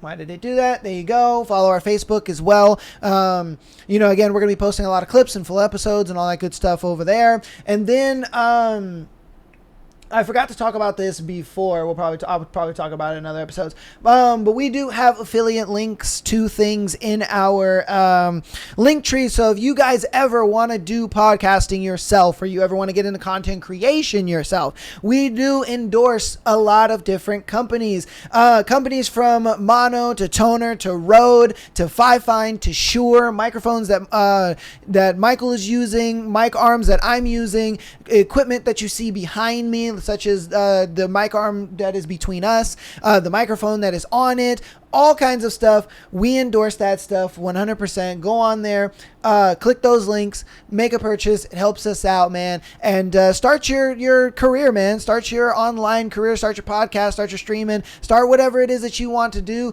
And, you know, get on down there, man. The affiliate links only help us out, and we appreciate all of the support. YouTube.com, man. Join our membership over there. Join the membership. Again, if you want to sign up for just the basic membership, that go ahead and gets you everything that Patreon already gets you, is the exclusive episode every single month, as well as the free episode. But if you want to get even more content behind the scenes of me and Michael and our lives and things like that, go ahead and go ahead and purchase the second tier to that, and we'll be doing a lot more content over there. All right. Anything for you before we close out, brother? Keep doing what you guys are doing. Keep sending in the videos that you send in. Keep sending in the scenarios. We'll eventually get back to them. The idea is, I know, we kind of been, going on long tangents, but it's because of so much action-packed stuff that's been going on here in recent news, hearing what the show's about. So that's why we strongly believe in a lot of what we say and getting our message out to you guys, as well as helping people stop being cucks. It's just one of those things where, for us, it's really a thankless job, but also a rewarding job, seeing you guys really benefit from us. So it really does. None of this would be possible without you guys, as well as we just really enjoy what we do, right? So if you guys want to, help us out on any of our platforms, you guys want to start your own careers, stuff like that, this stuff really, again, like Aaron showed, was that's some of the stuff we use. It's very affordable, very reliable, good quality stuff that we just endorse. So if you guys want to follow us on all the platforms, go ahead and do so. Send your favorite assholes to your favorite people in your life because they really help us out a lot. And, man. So. We try to keep you informed. We try to keep you smart. We try to keep you open-minded, questioning things. And then, we also try to help you guys out. And I figured that this would be the best way to do it. I don't recommend any equipment and things that I don't use personally. So a lot of the equipment that we endorse and stuff like that on our link tree is equipment that we use ourselves. So again, that's something that I fully back, and hopefully you guys can get some benefit out of that. All right. But anything else before we close out? Nope. I mean, I know we're your favorite assholes. Go out into the world, be an asshole just like us. All right, man. We love you guys. We appreciate you. We'll see you guys. I'll see you guys on Tuesday. He'll see you guys on next Sunday. We'll be out of here again. Follow us on X. Follow us on Facebook. Join the YouTube membership now. So much content is gonna be going into that, man. We love you guys. We appreciate you all, and peace. Peace.